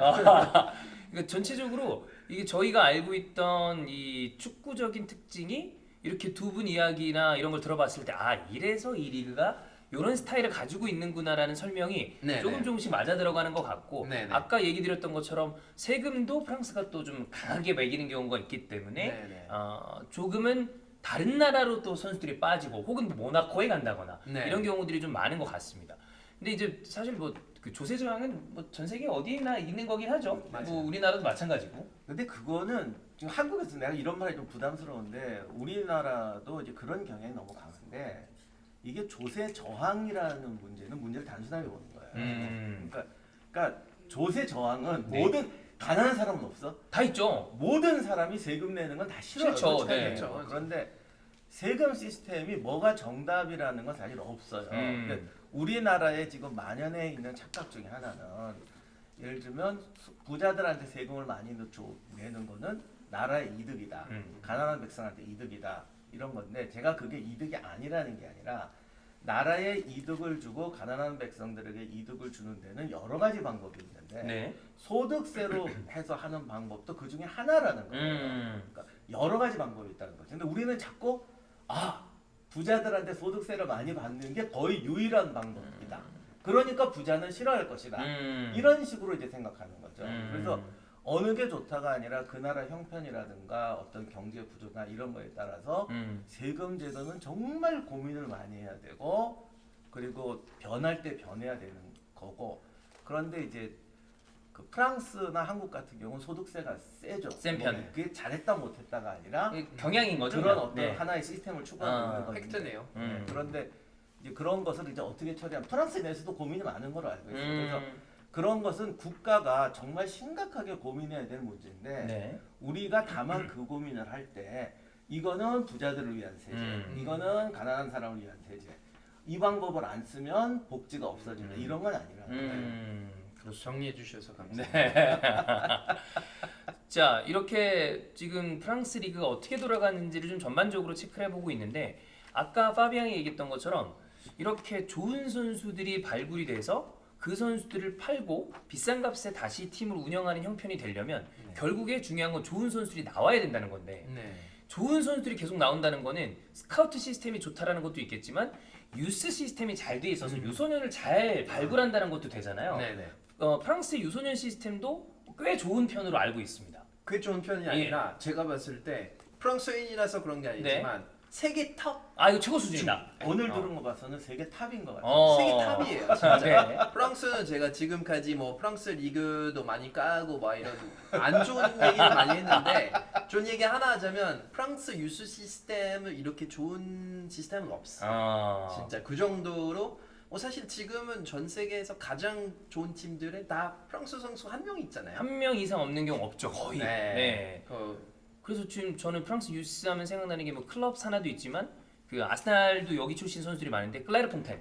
클레르 퐁텐 네. 너무 유명하죠. 여기에서도 이제 선수들이 계속 나오는 거잖아요. 계속 좋은 선수. 네. 클레르 퐁텐은 이제 프랑스 선수들이 이제 배출하는 그런 시스템, 뭐 약간 아카데미? 아카데미 네네. 보시면 되고요.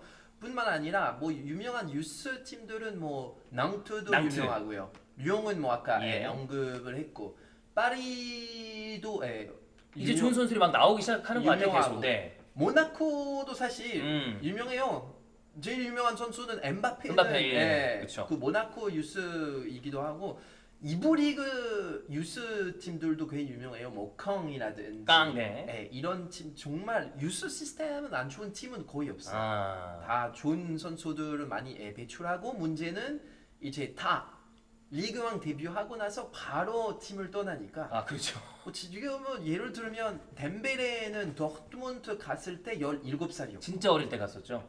덴벨 같은 경우에도 방금 덴벨레 얘기했었나? 덴벨레. 네, 덴벨레는 도르트문트 갔을 때 17살이었고 네. 카마빙가 프랑스 리그왕 데뷔 한 2시즌 치르고 16살 때 거의 바로 데뷔를 갔죠. 하고 이제 레알 마드리드 가고 추아메니도 마찬가지. 모나코에서 2시즌만 네. 하고 또 나가고 모든 선수들이 이제 벤제마도 20살 때 이제 레알 마드리드로 간 걸로 알고 있는데 토트넘의 은돔벨레도 프랑스 아니에요? 운동이 맞아요. 네. 그러니까 돈벨레. 그게 되니까 유소년 리그가 이렇게 잘 되는 거예요. 좋은 선수들이 화소변처럼 계속 나오죠. 네. 계속 나오고 계속 지금 말씀드렸던 이런 선수들이 그러니까 사실 셀 수 없이 많아요 정말. 셀 수 없이 많으니까 항상 우리는 황금 시대 사실 프랑스는 암흑 시대는 짧게 2010년부터 한 4년 정도 있었는데 그 후에는 그냥 수도꼭지처럼 계속 쭉 나와요. 네. 그래서 어떤 선수 기용하냐, 어떤 선수를 명단하냐. 그 프랑스 국대를 보면 이 빠진 선수들 있잖아요. 빠진 선수로 팀 하나 구축하면 진짜 월드컵은 최소 16강까지 갈 수 있어요. 네. 그래서 프랑스 대표팀 쭉 나열해서 그 웹에서 이 축구 팬들이 하면 한 월드컵 본선 진출해서 조별리그에서 경쟁력 있는 팀으로 한 4팀 나온다. 이 정도 얘기가 있을 정도로 선수풀이 두텁죠. 맞아요. 진짜 많은 선수들이 있습니다. 프랑스 대표팀은 강력한 멤버들 그리고 우리가 생각하는 레전드들이 많은데 그러면 저는 이제 파비앙이 생각하는 프랑스 역대 베스트 11은 누구인가? 이게 궁금해요. 그 작가님이 역대 베스트 11을 이제 만들어 달라고 얘기했을 때 와 진짜 너무 어렵다. 11명 짜기 어렵죠. 진짜 너무 어려워서 이게 한 3팀 정도 만들 수 있는데 가능하죠. 네. 베스트 11 일단 뭐 사견으로 이제 사견이지만 일단 한번 가보죠. 만들어 봤습니다. 제가 축구 보기 시작한 게 90년대 초반이기 때문에 그 약간 그 시대 바탕으로 했고 그쵸? 그리고 빠질 수 없는 저는 그 선수를 뛰는 거 본 적은 없지만 빠질 수 없는 선수 한 명 넣어봤습니다. 아 저는 왠지 누군지 알 것 네, 같아요. 뭐, 예. 네, 너무 잘하실 때. 어. 일단 골키퍼부터 말씀드리면 마르테스 골키퍼 이거는 마르테스. 뭐 그냥 네. 뭐 반박할 수가 없죠. 그렇죠. 마르테스 골키퍼는 뭐 90년대 2000년대 초반에 제일 뭐 좋았던. 네, 네. 제일 잘했던 골키퍼가 아닐까 생각이 들어요. 아마 맨체스터 유나이티드를 기준으로 보시는 분들은 실수를 좀 했던 골키퍼긴 한데 대표팀 레벨로 가면 네네. 뭐 대단한 골키퍼죠. 대단한 골키퍼였어요. 그리고 프랑스는 가장 강력한 수비. 네. 사실은 이 네 선수 저는 포백으로 구성을 했는데 신기한 거는 이 네 선수가 같은 시기 동시대에 뛰었죠. 동시대 뛰었어요. 네. 그래서 그때 프랑스는 제가 아까 수비로 이제 월드컵 그때 우승했다고 했잖아요. 정말 최고였어요. 최강의 수비였어요. 그 네. 98 월드컵 그냥 그대로 갖다 붙였어요. 맞아요. 좌우 리자라주 쭈람 사실 쭈람 선수는 뭐 유벤투스라든지 그렇죠. 뭐 클럽에서는 센터백으로 많이 네, 쓰긴 했지만 센터백이었죠. 프랑스 국대에서는 그 오른쪽 사이드백. 오른쪽 사이드백으로 뛰었거든요. 그래서 오른쪽에 쭈람, 왼쪽에 리자라주는 전 뭐 너무 좋아하는 선수예요. 네. 레전드죠. 그리고 센터백은 로랑 블랑, 마르세일 드사이. 아직 이 두 센터백은 아마 진짜 프랑스 역대 네. 수비수 아닐까 생각이 그렇죠. 들어요. 요 선수들은 아마 여러분 FC 온라인 하면서도 쓰는 분들이 많을 거고 맞아요. 여기에 서브로 있는 선수들 뭐 르베프 이런 선수들 진짜 잘했었거든요. 르베프도 이제 근데 그냥 그 로테이션으로 후보군이 그 정도였으니까 후보군이 르베프 정도였는데 아무튼 뭐 이 포백 있으면 마르테스가 너무 심심했어요. 네, 사실 맞아요. 네. 할 게 없어요. 그쵸. 네. 저 때가 이탈리아도 그때가 전설의 수비였는데 그쵸, 네. 그쵸. 근데 이 둘이 팀이 또 달라. 아, 희한하게. 스타일이 좀 다르죠. 네, 그래서 그냥 좀 축구를 모르는 사람들이 보면 수비가 화려한 건 이탈리아예요. 그쵸. 그게 가테나치오라고 네. 일단 우리는 부딪히고 끊으니까. 잠가놓고 네. 이탈리아가 유명했는데 프랑스도 꽤 아니 유명하죠. 그때 저 그때 프랑스 축구는 그냥 이렇게 뭐라 그러지? 그냥 안 들어가. 맞아요. 진짜 뭐 물샐 틈이 없는. 네, 그러니까 막 이탈리아는 뭐 밀어치고 걷어차고 해서 수비를 잘하는 것처럼 보인다면 네네. 여기는 그냥 안 들어가. 네네. 그래서 축구 초보자들은 프랑스 수비가 강하다는 것 같아요. 왜냐면 중계가 별로 없으니까. 예전에는. 네, 그래서 몰랐군요. 그랬는데 하다 보면은 이제 알고 보면 이게 네. 정말 희한한 수비였어요. 참고로 프랑스는 월드컵 2번 우승을 했는데 2번 우승할 때 9번 스트라이커는 98년도 기바르시 영골. 2018년 지루 영골. 0골이었습니다. 그러고도 우승한 그러니, 정말 네. 대단한 수비였지. 그래서 그러니 얼마나 이번에는- 방패가 센가. 네, 이번에는 지루가 여러 골 넣었으니까 프랑스는 우승하지 못했어요. 그렇게 생각하고 있어요. 공격수가 골을 못 넣어야. 못 넣어야 돼. 아무튼 미들도 꽤 세요. 비에라, 예, 비에이라. 파트릭 비에라, 네. 아스날 대단하죠. 레전드죠. 그리고 데샹 넣으려고 했는데 데샹? 데샹은 사실 선수로는 물론 너무나 잘하긴 했고 그리고 주장이었고. 프랑스 주장이었는데 그 축구 실력으로만 봤을 때 저는 마케렐이 넣었어요. 마케렐레. 마케레나 강테를 그쵸. 넣으면 예. 사실은 뭐 너무 잘하죠. 그래서 비에가 마케레를 이렇게 넣었고요. 그리고 플라티니 저는 뛰는 걸 보지 못했는데 요 선수가 그 선수죠. 워낙 뭐 네. 아버님이나 뭐 그 예전 시대 분들은 이제 계속 말씀을 해주시니까 나는 봤지. 플라티니. 잘했어요. 네. 그러니까 나는 펠레를 못 봤어요. 그쵸. 그런데 이게 축구를 보면 정말 이건 뭐 그냥 하늘에서 떨어진 사람인가 싶은 게 있어요. 근데 요즘은 어떻게 보면 음바페나 이런 애들 잘할지도 몰라. 네. 근데 지금은 좀 다들 잘하니까 음. 안 드러나는데 내가 이렇게 봐서 정말 저 사람은 뭐야? 눈에 튄다. 싶었던 게 이제 요한 크라이프. 크루이프. 크로이프. 플라틴이었어요. 플라티니. 근데 야 어떻게 저럴 수가 있지라는 네. 그런 느낌을 주는 선수였어요. 80년대를 뭐 주름 잡았던 선수니까. 그 83, 84, 85 연속으로 3번 발롱도어를 네. 수성을 했고 맞아요. 대단한 선수였죠. 플라티니. 플라티니는 또 프리킥 그렇죠. 그 유명하고 행정가로 가서 이제 조금 약간 이제 아, 이미지가 그쵸. 안 좋아졌지만 맞아. 선수 때는 뭐 흠잡을 맞아. 수 없는 선수니까. 맞아. 일단 플라티니를 세웠고 옆에는 지단. 지단.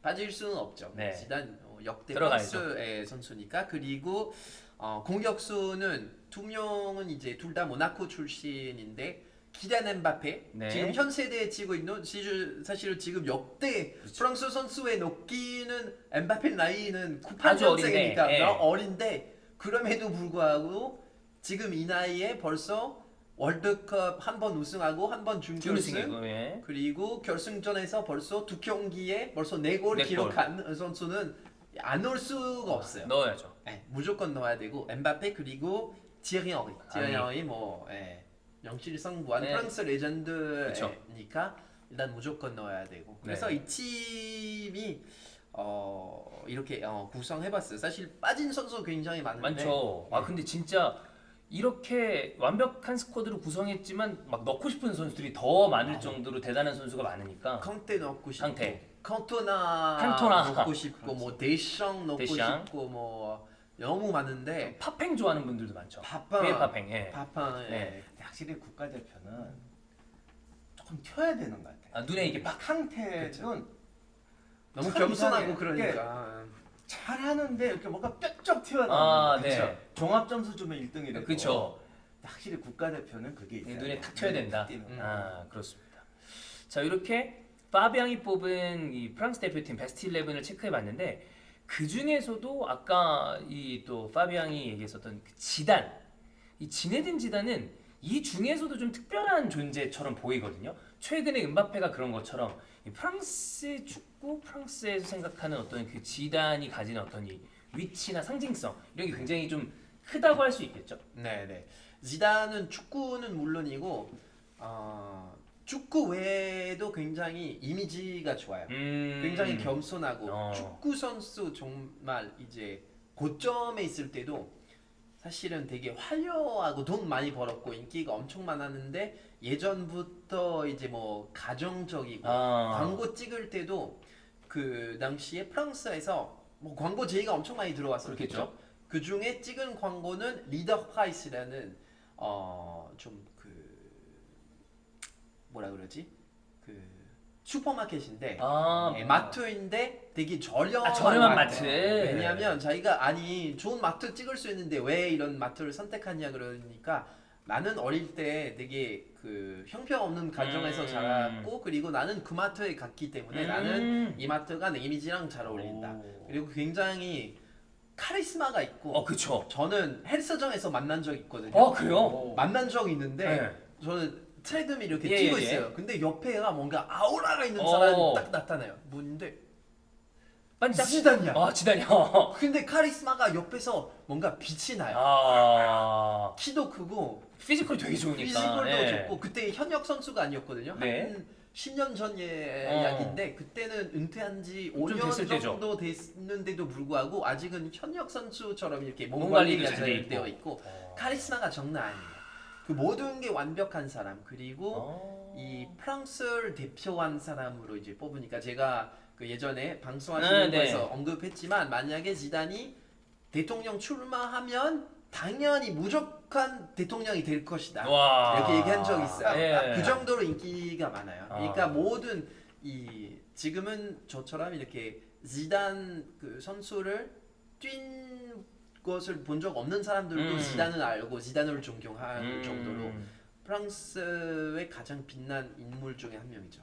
그 왜 이제 사실 그 정도 스타면 아까 말씀하신 것처럼 엄청 광고 들어왔을 때 막 비싼 럭셔리 백화점 광고면 오히려 돈 더 받을 거 아니에요. 그런 걸 근데 떠나서 오히려 그걸 싼 걸 안 하려고 그럴 수도 그러죠. 있죠. 네, 그러면 이제 본인 그 모델료가 떨어지니까. 네네. 제가 어느 분한테 들었는데 네. 의외로 그게 크대요. 그러니까 내가 뭐 어떤 스타야. 네. 그러면 내가 뭘 해도 빛날 거야라고 생각하는데 광고 같은 걸 잘못 선택하면 그렇죠. 실제로 그 이미지가 잡아먹는 이렇게 셈이 떨어지고. 있다고. 그렇죠. 네. 맞습니다. 근데 그래서 지단은 그런 부분에 대해서는 네. 그 전체적으로 존경받을 만한 인물로 네. 자리매김을 했다. 그래서 파리 생제르맹에 안 간 게 지금까지 쌓인 그 뭐라 그러지? 그 명예를 이제 실추할 가능성이 있으니까 파리 생제르맹 안 간 게 아닌가 생각이 드네요. 오히려 그래서 지단이 지금 약간 그 사실 붕 떠 있거든요.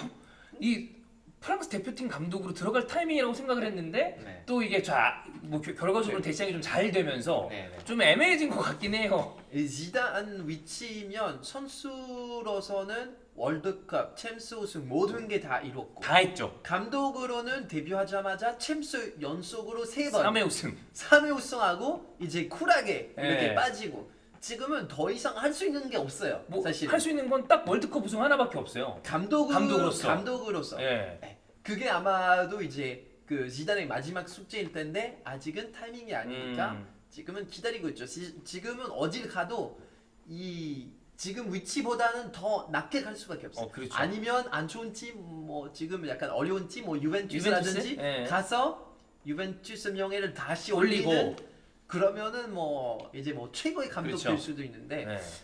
위험하죠. 지단 입장에서 잃을 게 너무 많은 상황이니까. 잃을 게 너무 많아요. 네, 그렇습니다. 자, 아마 이 프랑스 베스트 11, 파비앙님이 뽑아준 프랑스 베스트 11, 이 FC 온라인 하시는 분들도 이렇게 구성을 해보면 좋겠다라고 싶을 정도의 강력한 스쿼드인데 이게 아까 말씀드렸던 것처럼 아주 체계적인 뉴스 시스템도 있고 좋은 선수들이 계속 배출되다 보니까 이런 궁금증을 가질만 하거든요. 그래서 두 번째 질문으로 넘어가 볼게요. 유저의 질문 두 번째 겁니다. 자, 저는 유럽 탑5 리그를 골고루 플레이하는 편인데요. 그러다 보니까 선택하는 선수 폭도 넓습니다. 자, 각 리그에서 에이스 선수를 꼽다 보면 대부분 프랑스 국적 선수거든요. 근데 프랑스의 이 훌륭한 선수들이 계속 발굴되는 이유는 어디에 있을까요? 이런 질문을 하신 분들이 있습니다. 우리가 생각하는 빅리그의 주요 클럽에 프랑스 선수가 없는 클럽은 거의 없고 그리고 프랑스 대표 선수를 제외한 다음에 지난 월드컵 때 프랑스 출신 선수가 36명이었대요. 그러니까 프랑스 출신이 뭐 어마어마하게 많은 건데 보니까 튀니지 10명, 카메룬 10명, 세네갈 9명. 네. 근데 이제 완전히 이거는 대한민국 기준의 생각입니다.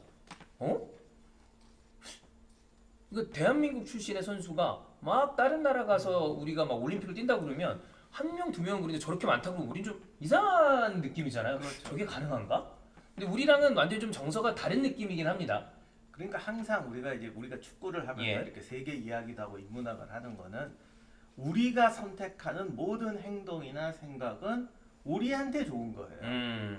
그런데 환경이 다르면 네. 저쪽에서는 그게 좋은 걸 수가 있거든요. 그렇죠. 뭐 간단해요. 우리나라 사람이 물 한 병 들고 그렇게 이건 나의 생명수야 하는 사람 없잖아요. 없죠. 우리가 좀 어, 편하니까. 근데 따지고 그런 나라가 별로 없어. 예. 아무데나 물 마실 수 있는 나라는 진짜 전 세계에 얼마 없어요. 그렇죠. 그러니까 우리 어릴 때는 외국 사람들 생수 들고 다니는 걸 이해를 못했어요. 그렇죠. 좀 이상하게 봤을 것 같아요. 정말 왜 저러지? 네. 마찬가지로 우리는 이제 오랫동안 단일민족 국가로 살아왔고 그리고 지금하고 좀 다른 게 외국하고 무역도 안 하고 교육을 안 했어요. 그러다 보니까 이중 국적이라는 자체가 좀 이해가 안 가죠? 필요가 없어요. 네. 필요가. 왜? 저희는 전화라고 여기 이 나라인데. 우리나라인데. 왜? 그런데 오늘날에는 굉장히 여기 교육도 많이 하고 네. 사실 사업하는 분들은 이중국적 허용해야 된다고 이렇게 사석에서 얘기하는 분들 굉장히 많아요. 예를 들면 어느 나라에 사업을 하는데 네. 거대한 슈퍼마켓을 하는데 네. 그 나라 사람이 아니면 땅을 살 수 없는 나라들이 대부분 많아요. 그래서 한국인 외국에서 사업하는 분들이 사기당하는 분이 너무 많습니다. 그러니까 내가 슈퍼마켓을 하거나 빌딩을 사서 네. 투자를 하는데 그 나라 사람하고 해야 되는 거야. 그렇죠. 그리고 그 사람 명의를 빌리고. 어. 그러니까 기껏 돈 벌어서 남존일 시키고. 구멍 가게 하다가 내가 슈퍼 차리면 날리는 거고 너무 잘하니까 아예 붙어요. 그렇게. 근데 예를 들면 삼성이나 이런 재벌 기업들은 그런 거 안 당하지. 워낙 크니까 거꾸로 정말 이게 우리가 말하는 소상공인 네. 바닥에서 일어난 분들이 많이 당해요. 그럼 오늘날 우리는 왜 그러냐면 이제 우리는 또 이제 군대 문제가 있잖아요. 그렇죠. 그런 문제가 있으니까 지금 우리나라가 좀 애매한 것 같아. 음. 우리도 지금 굉장히 국제사회가 됐는데 네. 아직 군대 문제라든가 과거의 관심 때문에 이중국적 문제에 대해서 되게 이렇게 안 좋게 보고 반대로 이제 영국, 뭐 미국, 프랑스 세계 그러니까 여긴 이미 다국적 국가예요. 그렇죠. 저는 그거 기억이 나요. 그 한 15년 제가 한국 온 지 얼마 안 됐을 때였어요. 네. 그때 프랑스에서 저랑 가장 친한 친구 2명 놀러 왔어요. 한국에. 예. 둘 다 프랑스인이에요. 프랑스에서 태어나고 자란 프랑스인인데 네. 한 명이 흑인이고 아. 한 명이 이제 베트남 부모님이 베트남 출신이기 네네. 때문에 베트남 사람처럼 생겼었어요. 그래서 이제 데리고 왔는데 그때 한국인 친구한테 아 나는 오늘 프랑스 친구 2명이랑 네. 이제 데려가서 이제 어. 같이 놀자 했는데 좋아 프랑스 친구 이제 그 친구들이랑 갔어요. 예. 그 한국인 친구가 이제 악수를 하고 이렇게 어. 인사하고 근데 프랑스 친구 왜 안 데려왔어? 아니 이 프랑스 친구 지금 이 친구들이에요. 근데 그 프랑스 친구들 어디 가? 이해 못하는 거예요. 그래서 내가 이 친구들은 네 프랑스 친구들입니다. 이렇게 얘기했는데 근데 왜 흑인이고 왜 동양인처럼 네. 생겼냐 이렇게 얘기하니까 그러니까 완전히 사실 머리에 생각이 네. 다르니까. 프랑스는 이제 그 친구 데려갔잖아요. 뭐 흑인이든 동양인이든 뭐 아랍계이든 일단 외국인이어도 가장 먼저 생각나는 게 프랑스인이다. 불어로 얘기하고 나중에 나는 뭐 거기서 왔다. 그러면 프랑스인 아니구나. 근데 가장 먼저 생각나는 게 이 사람이 무조건 프랑스인이다. 내가 만약에 제가 내일 그 박정인 캐스터님 네. 데리고 프랑스 가잖아요. 네. 프랑스 친구한테 소개하면 먼저 이 사람이 프랑스인이다 라고 생각할 거예요. 그렇구나. 어떻게 보면 네. 아프리카 국가들 중에는 그 월급도 제대로 못 받는 그 사건도 있었잖아요. 그런데 재능 있는 선수들이 많아요. 그렇죠. 그러면 프랑스 국적도 준대. 그리고 네. 내 나라를 포기하는 것도 아니야. 네. 그럼 프랑스 와서 유스팀에서 자라. 뛰고. 그리고 어차피 국가대표 여기도 넘치는데 저쪽에 가서 자기 나라 국가대표하면 구단 입장에서는 오르잖아요. 국가대표 하는 거랑 안 하는 거랑 다르잖아요. 또 몸값이 다를 수도 있고. 또 월드컵 한 번 나가서 하면 또 따따블로 뛰어. 이적료도 올라가고. 그러면 그 나라도 좋고 프랑스도 좋고 네. 그런 거죠. 뭐. 이거는 아마 그 우리 정서에서 이걸 완벽하게 이해하는 거는 저는 시간이 그렇죠. 많이 좀 필요한 걸로 보이는데 우리가 언뜻 생각했을 때 이제는 많이 좀 좋아진 것 같은데 예전에 저도 프랑스인 하면 파비안 같은 외모만 생각했는데 이제 축구도 보고 여러 가지 봤을 때 이거를 그렇게 생각할 필요는 없구나. 네네. 아마 요즘엔 많이 바뀌어가고 있는 것 같아요. 다만 이런 건 있어요. 그러니까 단점은 항상 있어요.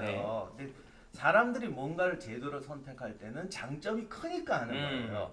우리가 뭐 외국 무역도 안 하고 뭐 제가 아까 뭐 슈퍼마켓 그런데 대한민국 국민 중에 외국에서 슈퍼마켓 하는 사람이 한 사람이야. 네. 누가 그 사람을 위해서 이중 국적을 허용하자고 하겠어요. 그런데 우리나라 국가 수입의 한 70%가 거기서 나온다. 그럼 그거는 제도를 그러면 예를 들면 뭐 누가 그 병역 기피하는 게 좋다는 게 아니라 그건 또 딴 방법으로 잡으면 되니까 그런 문제가 있으면 그건 조금 손해를 보더라도 다른 식으로 하고 이거는 열어주자 이런 식으로 할 수가 있는 것이죠. 네. 그래서 이런 선택의 문제고 우리가 다른 나라의 이런 상황을 보는 네. 건 우리가 계속 변하니까 그렇죠. 과거에는 좋았던 것이 장점과 단점의 비율이 달라진다는 거죠. 그러면 저걸 보고 새로운 제도를 찾아내자 할 수 있는 거죠. 축구로 보면 사실 다중 국적 선수는 이제 대표팀을 이제 발탁되고 그 다음에 이제 다른 다른 국대로 옮겨가는 거죠. 다른 전적 국대로 옮길 네. 수 있잖아요. 옮겨갈 수 있는 이 전에는 이게 안 되다가 네. 룰이 조금 완화되면서 그렇죠. 연령별 대표팀을 뛰었다 하더라도 네. 그 경기 수가 만약에 3경기 아래고 그러면 이제 국적을 바꿀 수 있는 그런 경우가 꽤 덜어 있었어요. 뭐. 드록바지. 드록바. 드록바가 영국에서 돈 벌어갖고 지금 자기 나라에서 대통령 나온다는 소리까지 하잖아. 그렇죠. 그런 거죠. 네, 그쪽에도 좋고 이쪽에도 좋고. 그런 것도 좋고 그다음에 대표팀에서 아예 옮겨가는 경우가 그 조르지뉴.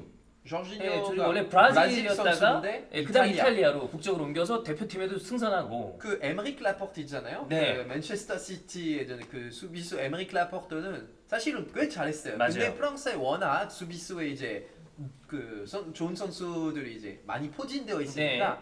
프랑스 그 국가대표 감독인 데샹이 3번을 이제 그 발탁했어요. 콜업을 했었죠. 콜을 했는데 출전 시간이 주어지진 않았어요. 네. 그래서 자기가 뭐야 나는 스페인어로 할래. 그래서 스페인으로 옮겼죠. 그래서 스페인어로 옮겨서 이번에 월드컵 뛰었잖아요. 네. 지금은 뭐 호반 르노몽이라고 또 그 너무 웃긴 게 이 호반 르노몽이라는 이름 들으면 그냥 이 사람 프랑스인일 수밖에 없어. 이름도 그렇고 성도 그렇고 호반 르노몽 이만큼 프랑스인 이름이 그냥 프랑스 이름 그 자체예요. 완전 그냥 네. 그 자체. 발음이 안 돼, 외국 사람.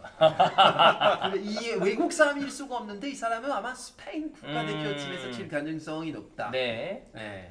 여러분 지금 아마 그 파비앙의 발음만 놓고 저기 누구지 하셨는데 죄송합니다. 아이메릭 라포르트 그 처음에 얘기했었던 선수는 라포르트 얘기를 하시면서 이렇게 넘어간 거고 에이메릭 네. 뭐라고 발음하죠?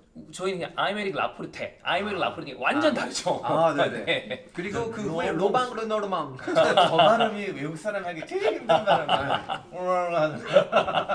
그래서 이게 누군 거 맞는 것 같은데 라포르트 생각하시면 됩니다. 예. 라포르트. 네. 요게 이제 다 아시겠지만 프랑스 국적으로 대표팀을 선택을 했다가 영 이게 이제 시원찮으니까 네. 스페인으로 넘어간 케이스가 됐죠. 그래서 한국에서 저희가 중계할 때도 그 프랑스 국적일 때는 라포르트라고 읽다가 스페인으로 넘어간 다음엔 라포르테라고 하는데 결국엔 원어 발음이랑 다 거리가 멉니다.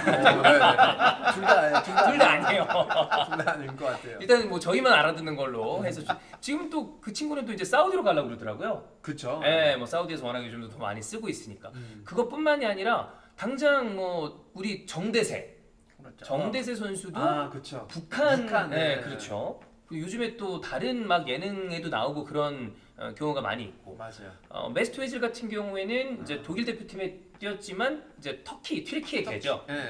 근데 독일 선수 중엔 튀르키예계가 많습니다. 맞아요. 뭐 엠레젠 같은 선수도 그런 균도안. 케이스고, 예, 균도안도 그런 케이스고, 샤키리 같은 경우에는 이제 스위스랑 알바니아인데 또 요 표시 하다가 약간 또 이제 문제가 있었고 이게 논란이 코소보 있었죠. 관련돼서 맞아요. 이런 거 하는 선수들이 있는데 유럽은 저 그 생각한 적 있어요. 잉글랜드 리그를 주로 볼 때는 섬나라니까 이렇게 보고 있다가 그 저희가 아무래도 또 이제 이강인 선수가 파리 생제르맹에 이적을 하고 제가 프랑스 지도를 이렇게 봤어요. 그 다음에 이렇게 보니까 와 엄청들 싸웠겠다 옛날에 다 붙어서 그냥 걸어가면 옆에 나라잖아요. 그쵸. 그러니까 국적이 섞일 수밖에 없고 이 계속 국경선도 변했을 거고 이거 우리처럼 이렇게 똑 떨어져서 있는 나라가 아니다 보니까 사고의 방식을 좀 전환할 필요는 있을 것 같아요. 다만 감정은 똑같아요. 네. 솔직히 프랑스 사람들이 국가대표 이렇게 많다고 하지만 저쪽에 가서 골 넣어서 월드컵 결승에 졌다 그러면 분노하는 사람 많을 거라고요. 그러니까 인간은 감정은 다 똑같습니다. 네. 이성적으로 장단점을 선택하는 거지. 그렇죠. 야, 그냥 이게 장기적으로는 좋겠다. 그렇죠. 전체적으로는 좋겠다. 이렇게 하는 겁니다. 그렇습니다. 그리고 제가 그 처음으로 해외 축구를 가서 대한민국 대표팀이 아니라 해외 축구를 가서 직관했었던 경기가 저희 운 좋게 지난 카타르 월드컵 4강이랑 결승전을 봤었거든요. 4강전은 모로코 경기를 봤었고 결승전, 그 경기를 이렇게 봤었는데 이 프랑스 대 이 모로코 매치업이 성사가 됐을 때 대한민국 이 뉴스 헤드라인이 프랑스 모로코 4강전이 축구 그 이상이다. 아니면 뭐 축구를 초월한 판이다. 이런 이야기를 많이 그 기사화 시켰었는데 요 얘기를 교수님 좀 해주시면 좋을 것 같습니다. 그거는 아까 샤키리가 이런 거 예. 해가지고 근데 우리가 생각하면 어떤 특히 예를 들면 그때 코소보 전쟁 같은 네. 경우는 참극이 많았잖아요. 학살도 많고 그쵸. 그런 분들을 위해서 이렇게 하는 게 뭐가 잘못됐느냐라고 말할 수가 있는데 항상 눈앞의 이익과 큰 이익 또는 큰 손해를 대비해서 스포츠 선수들의 어떤 정치적 메시지가 이런 거를 자제하게 하는 네, 거예요. 못하게 하죠. 네, 왜냐하면 부작용이 더 많으니까. 자, 그런데 모로코하고 프랑스가 관여 식민지 매치다라는 건 그냥 역사죠. 그러니까 우리가 그런 이야기를 역사로 이야기하는 거는 아무 문제 없을 것 같아요. 우리 한일전 할 때도 뭐 그런 얘기 나오니까 뭐 그런 할 수가 있죠. 그런데 이거를 축구 이상이라고 보도하는 거는 스포츠맨십에도 스포츠의 본질에도 의미가 왜 올림픽 할 때 싸우는 나라도 이거 하자. 그런 이유가 뭐겠어요. 결국은 전쟁을 지금 전쟁이라는 잘못된 선택을 해서 하고 있더라도 전쟁 끝난 후에는 결국 평화의 세계로 가잖아요. 당신하고 난 한 번 전쟁했으니까 앞으로 만날 때마다 전쟁하는 거야. 이러지 말자고 올림픽이라는 게 만들어졌고 스포츠라는 걸 원래 스포츠는 싸우다 한 거지. 원래 스포츠는 싸움이었지만 그 스포츠를 평화로 우리가 바꾼 거 아니에요. 그렇다면은 과거의 역사를 이야기하는 거는 좋은데 꼭 거기에다가 오늘 복수가 들어갈 것이다. 뭔가 축구 이상에 있을 것이다. 그거는 좀 그렇게 하는 게 아니라 오히려 스포츠의 위대함, 그냥 축구의 위대함 그렇게 말하면 더 좋지 않을까? 그렇죠. 그 심지어는 예를 들면 왜 어떤 학살의 장소가 있잖아요. 또는 무슨 큰 비극의 장소. 예를 들면 워털로에서 프랑스하고 영국이 시합을 한다. 오늘 나폴레옹의 복수다 이럴 게 아니라 스포츠라는 게 얼마나 아름다운가 이렇게 해야지. 네. 그래서 그 팩트를 얘기하는 건 상관없지만 팩트의 의무 부여를 그렇게 하는 그렇게 거는 할 필요는 없다. 참 큰 세상을 저는 못 보는 거라고 네. 생각합니다. 그냥 뭐 스포츠로만 딱 이제 국한지어서 스포츠 역사를 얘기한다. 스포츠로 국간 찍는다는 뜻이 아니라 스포츠의 위대함으로 덮자는 아, 거죠. 네네네네. 오해하시면 안 됩니다. 예를 들어 뭐 옛날에 뭐 안 좋은 일이 있었지만 오늘은 축구 시합이니까 참자 이런 것이 아니라 그런 거는 아니죠. 스포츠는 그거를 덮는 방식이잖아요. 우리가 그렇게 하면 좋죠. 솔직히 말해서 뭐 저기 유럽 국가 중에 옛날에 참혹하게 안 싸운 사람이 있어? 없죠. 뭐 영국하고 프랑스랑 붙으면 100년 전쟁 얘기할 거야. 뭐 노름 윌리엄의 정복전 할 거야. 네. 전쟁 안 한 나라 없어요. 그렇기 때문에 스포츠가 왜 존재하는가를 얘기했으면 좋겠어요. 그 예전에 저한테 이제 그 프랑스 잉글랜드 축구 경기가 있으면 네. 약간 한국 친구가 물어보더라고요. 약간 우리가 한일전 뭐 이런 네네네. 감정인가? 저는 잉글랜드 프랑스 라이벌이라고 생각해본 적 없고 100년 전쟁 항상 100년 전쟁이지 100년 전쟁이지 저는 100년 전쟁 그냥 고등학교인가 중학교인가 그때 뭐 하루 정도 이제 역사 수업 때 배웠던 저는 뭐 깊이 생각해 본 적이 없어서 다들 에이 너희들은 사이가 안 좋지 저는 잉글랜드가 프랑스 라이벌이라고 생각하지는 않을 것 같아요. 저 말은 좀 다른 뜻이 있는 거 아니에요? 축구적으로 우리랑 좀 그것도 그렇고 내가 나온 학교가 뭐 라이벌이 있잖아요. 네. 이렇게 그런 옛날에 것처럼 가면 네. 이거 라이벌인데 우리 라이벌 아니에요. 쟤는 내가 신경 안 써. 우리랑 별이 달라서 그런 것도 맞고 그런 것도 맞고 근데 100년 우리는 이번에는 이번 월드컵 때 프랑스 잉글랜드 만났잖아요. 이제 100년 전쟁 경기다 뭐 이렇게 기사 쏟아지고 그런 건 아예 없어요. 잘 없다. 진짜 그런 얘기는 안 하는 게 좋을 것 네, 같아요. 나는 게 저도 좋다고 생각해요. 이거 유럽은 좀 전체적으로 그런 예전에 있었던 거를 이 스포츠가 있을 때 그거를 다 표면적으로 드러낸다거나 이런 쪽은 잘 없는 것 같아요. 없는 것 같아요. 물론 감정이 안 남아 있겠어. 당연히 남아 있지. 네. 제가 그 얘기를 한번 했으면 좋겠어요. 우리 옛날에 세계 일주했던 한국 분이 계세요. 이제 이름대도 모르실 거야. 네. 그분이 굉장히 훌륭한 분인데 네. 옛날 분이니까 예. 런던에 갔더니 어느 독일인을 만났는데 네. 이분이 막 얘기하는 거야. 내가 그 2차 대전 때 바로 여기다 폭탄 떨어뜨렸는데 그 보러 왔다고. 네. 그 이분이 책에다 뭐라고 썼냐면 네. 이거 미친 거 아니야.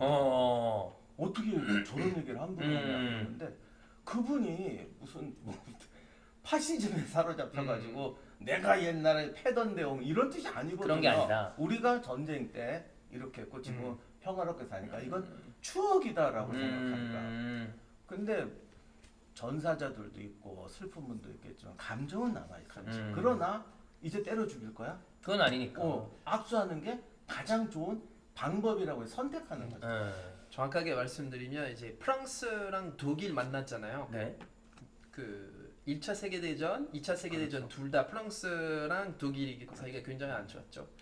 축구로 따지면 이제 두 나라가 붙으면 전쟁 생각나겠다. 프랑스 축구 팬들은 전혀 생각나지 않고 전혀. 어떤 게 생각나냐면 프랑스 월드컵 86 월드컵이었는지 프랑스 독일이랑 이제 붙었어요. 네. 근데 슈마하르라는 아시죠? 네네네네. 골키퍼가 강하게 나와서 지금으로 보면은 퇴장 100번. 네. 근데 그때 퇴장 당하지 않고 프랑스 선수가 거의 죽었어요. 예. 그 바티스통이라는 네네네. 선수였던 것 같은데, 근데 그 장면은 저는 저는 태어나지 않아서 기억은 안 나지만 우리 아버님 세대, 할아버지 세대는 항상 프랑스 독일 경기가 있을 때, 그때 슈마하 골키퍼가 퇴장 받았어야 되는데 그 얘기는 항상 하는데 전쟁 얘기는 하지 않는다. 들어본 적은 없어요.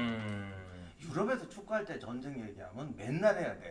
그렇죠. 영국하고 불하면 100년 그렇죠. 전쟁, 뭐 영국 하면은 1차 대전, 뭐 프랑스하고 벨기에랑 붙으면 옛날에 뭐 무슨 전투 맨날 보러 살아야 돼. 아무튼 슈마하 퇴장이었어요. 그건 퇴장이죠. 저는 본 적은 없지만 이거 퇴장이죠. 아 그건 근데 퇴장 맞아요. 지금 생각해도 보신 적 있죠? 그 자료 화면으로 남아 있거든요. 자료화면 지금 쫙 나와요. 와, 이거 지금 나오지? 그때 VAR만 있으면 프랑스가 참 아쉽다. 그때는 비디오 판독이 없었던 시절. 그 아예 없었습니다. 당연하죠. 예. 근데 얘기하셨던 것처럼 축구 관련된 얘기는 이전 축구 얘기를 할 뿐이지 전쟁을 얘기하진 않는 편이고 그렇죠. 그것도 역시 말씀하신 이게 대로 스포츠의 예, 위력이에요. 네. 힘이고. 그렇습니다. 근데 이제 그 또 우리는 한일전이 어떻게 보면 약간 그런 느낌을 가지고 있는 경기고 또 그거 있죠. 뭐 일본도 우리도 마찬가지입니다.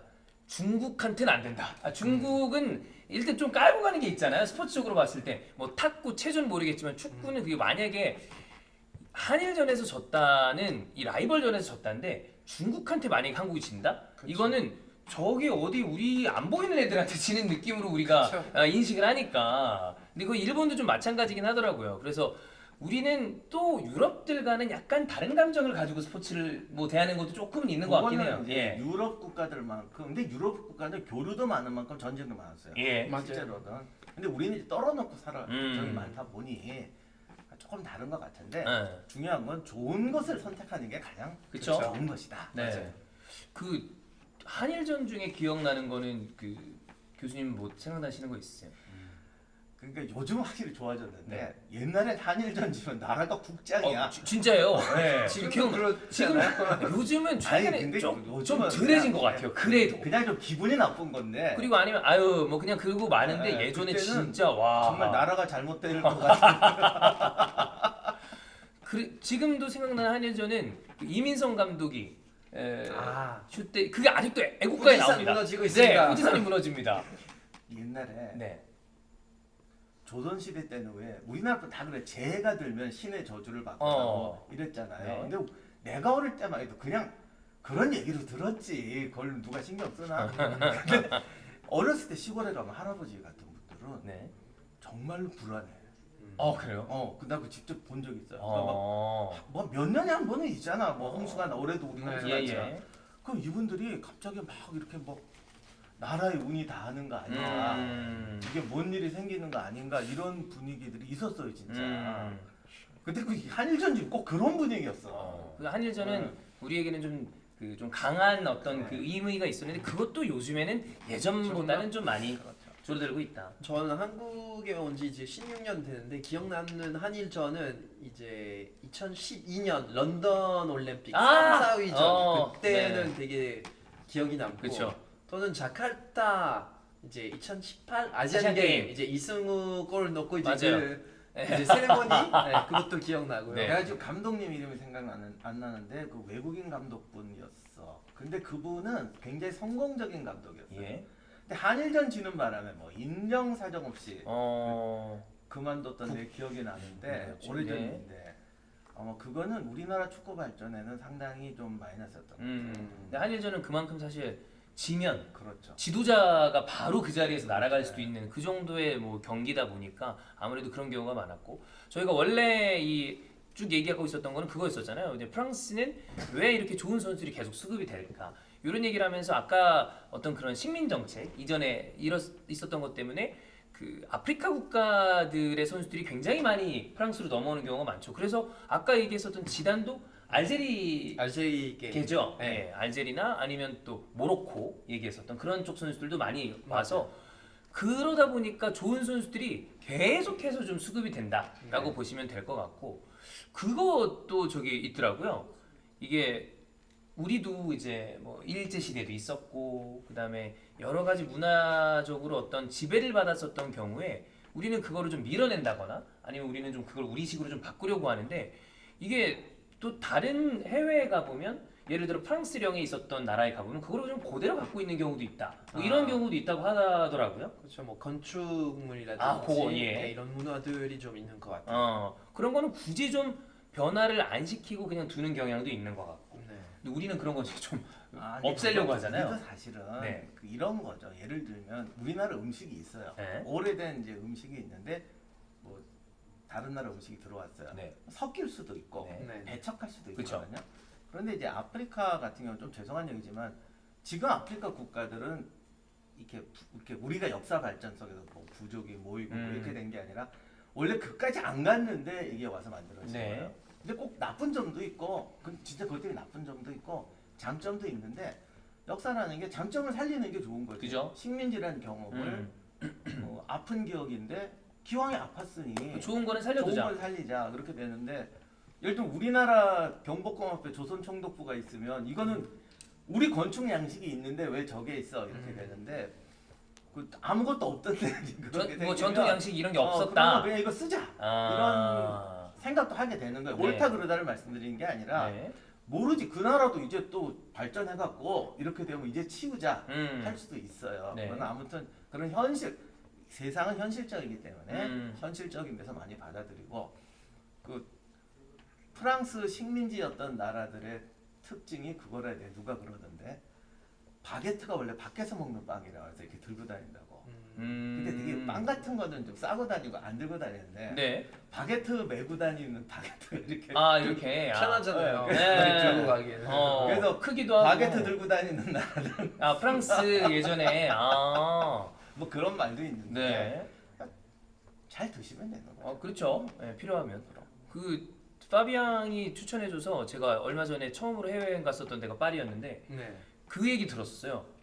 베트남 현지보다 쌀국수는 프랑스가 더 맛있다. 아, 네. 근데 추천해준 그 쌀국수집을 갔는데 진짜 제가 태어나서 먹어본 쌀국수 중에 제일 맛있었습니다. 너무 맛있는 거예요. 네네네. 그래서 거기를 그 열흘 있는 동안에 2번 갔습니다. 먹고 못 잊어서. 지금 지금도 생각나요. 입맛이 맞아서 다행이네요. 네, 이강인 선수한테 추천해야겠네요. 나중에 쌀국수 가르쳐줘요. 먹고 싶으면. 아, 나도 네. 저기 2, 3년 내로 파리 한번 갈 건데. 와 너무 맛있는 제가 거예요. 되겠습니다. 또, 네. 그런 저는 거- 예. 바게트를 좋아하거든요. 바게트. 근데 프랑스도 좋은 거 비싸잖아요. 그렇겠죠. 그래서 항상 싼 걸 먹어. 바게트는 싸요. 네. 프랑스는. 그것도 그래서 싼 걸 먹는데 네.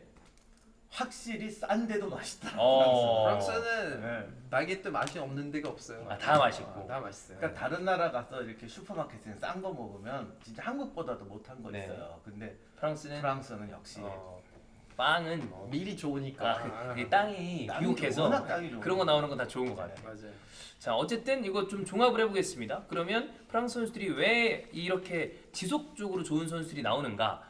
아프리카 이전에 이제 프랑스령이었었던 국가들에서 좋은 선수들이 계속 수급이 되고 그리고 또 그 세계 대전이나 이랬을 때 여러 좋은 이 선수들이 또 프랑스로 넘어오는 좋은 이 인력들이 넘어오면서 섞여서 지속적으로 좋은 선수들이 나오는 것도 있을 것이고 그 다음에 그걸 베이스로 해서 워낙에 좋은 유스 시스템이 구축이 돼 있다 보니까 네. 계속해서 좋은 선수가 나오고 그리고 그 좋은 선수를 비싼 값에 팔면 그걸로 또 유스 시스템에 투자하는 경우도 많아서 어떻게 보면 이제 선순환 물론 그 리그 자체의 경쟁력은 일정 이상 안 올라가는 감은 있지만 네. 좋은 선수는 계속해서 나온다 뭐 이렇게 보면 될 것 같습니다. 리그도 발전할 거라고 믿고 있습니다. 자 그렇습니다. 아마도 대한민국에서 리그앙 프랑스 축구가 이 정도로 대한민국에서 관심을 받았던 적은 없었을 거예요. 네. 앞으로도 이강인 선수가 있는 동안은 지속적으로 관심을 가질 텐데 네. 이 리그앙과 파리 생제르맹 경기를 보시는데 저희 요번 그 두 분의 이야기가 많은 도움이 됐으면 좋지 않을까라는 생각이 좀 듭니다. 네. 자 저거 얘기 좀 하고 갈까요? 이 얘기는 좀 비슷한 게 아, 네. 소식 안에 넣으셔도 되고요. 아, 네. 네. 제가 누누이 말씀드렸지만 이 축구 탕생지가 잉글랜드입니다. 네, 종주국이라고 하죠. 잉글랜드. 네, 축구의 종주국 잉글랜드지만 근데 왠지 지금 그 종주국 잉글랜드도 약간 입에 안 들어. 그래서 제가 약간 이게 쉽게 안 항상 나오게. 말씀드리는 게 축구의 종주국은 잉글랜드지만 축구의 미래는 프랑스다. 그러니까 5년 뒤에 훌륭한 선수들 보려면 지금 리그만 보시면 됩니다. 네. 이강인 선수도 보고 네. 네, 그리고 앞으로 이 전 세계에서 활약할 프랑스 유스 이렇게 선수들도 보시면 리그왕의 매력 느끼지 않을까 싶습니다. 그리고 실제로 보면 뭐 피파라거나 네. 아니면 월드컵 네. 그리고 뭐 UEFA 아니면 또 가장 저명한 어떤 이 공신력 있는 개인 수상이 발롱도르인데 그것도 프랑스 풋볼 원래서 시작한 거고. 네. 이런 거 생각하면 구조적인 시스템이나 이런 거는 프랑스 쪽에서 만들어낸 게 굉장히 많은 것 같아요. 저는 피터 형 만날 때마다 피터 형은 이제 잉글랜드 축구 팬이에요. 그래서 항상 와 PL 뭐 PL 이렇게 얘기하는데 PL은 인정해요. 네. 정말 제일 재밌고 예, 가장 훌륭한 리그인데 축구 관련된 모든 것들은 지금 우리가 좋아하는 발롱도르, 예. 챔피언스 리그, 네. 월드컵 다 프랑스에서 시작됐다는 거 잊으시면 안 됩니다. 네. 발롱도르는 불어예요. 네. 월드컵은 줄 리메라는 사람이 만들었고요. 그 줄리메 컵. 네. 그리고 챔피언스 리그도 프랑스 레키프라는 네. 신문지에서 어떻게 보면 탄생됐다는 저게 거. 진짜 틀린 말이 아닌 게 네. 자본이잖아요 축구의 네, 뭐. 그렇죠. 근데 팩트입니다. 구단이 그 건전한 거는 지금 프랑스 구단인데 계속 돈 벌어갖고 이제 어느 날 미쳐버리면 나 죽기 전에 쓴다 이래버리면 또 한순간에 여기 사오면 끝나. 맞아요. 네. 어쨌든 지금 프랑스가 축구사 쪽으로 봤을 때 구조적인 시스템이나 이런 걸로 본다면 종주국인 잉글랜드 못지않게 축구라는 어떤 스포츠 전체에 끼친 영향은 엄청나게 크고, 그리고 리그도 볼만한 재미가 포인트가 매력적으로 있는 곳이기 때문에 대표팀까지 연결해서, 그리고 FC 온라인까지 생각을 한다면 이번 이강인 선수가 파리 생제르맹으로 이적한 다음 리그왕에 관심을 가져보는 거는 여러분 굉장히 꽤 흥미로운 일이 아닐까 이런 생각입니다. 리그 파이팅! SBS 스포츠 파이팅! 파리 생제르맹 파이팅! 이스타 TV 파이팅! 이게 저 프랑스식입니까? FIFA 한국식입니까? 파이팅! 네, 이건 한국식이죠. 네. 빠진 사람 없죠? 네. 여기 사피엔 스튜디오. 사피엔 스튜디오 파이팅! 이명환 교수님 파이팅! 힘들다. 그렇습니다. 네. 배워야 돼, 배워야 돼. 네. 아, 자, 오늘 프랑스 축구 얘기를 이렇게 굉장히 전반적으로 해봤는데 어떠셨는지 짧게 소감 한마디 들어보겠습니다. 교수님 어떠셨나요? 저는 진짜 저도 사실 리강 잘 몰랐어요. 네. 근데 오늘 얘기 너무 재밌고 그리고 제가 프랑스사에 대해서 조금 애매한 부분이 있습니다. 제가 어차피 세계사를 다 잘 알 수는 없으니까. 근데 오늘 이 얘기 듣다가 좀 영감이 많이 떠올라서 정말 감사하게 생각해요. 네. 축구라는 게 확실히 나라 문화하고 다 얽혀있기 그렇죠. 때문에 혹시 한 번 더 하면 내가 좀 더 다른 얘기가 좋습니다. 파비앙 어땠나요? 저는 사실 축구 방송할 때마다 너무 재밌고 행복하지만 이렇게 축구와 역사 이렇게 연결해서 얘기하는 게 너무나 재밌었고 또 리그와 홍보할 수 있는 기회가 생길 때마다 저 너무 기쁘고 행복합니다. 리그와 파이팅! 좋습니다.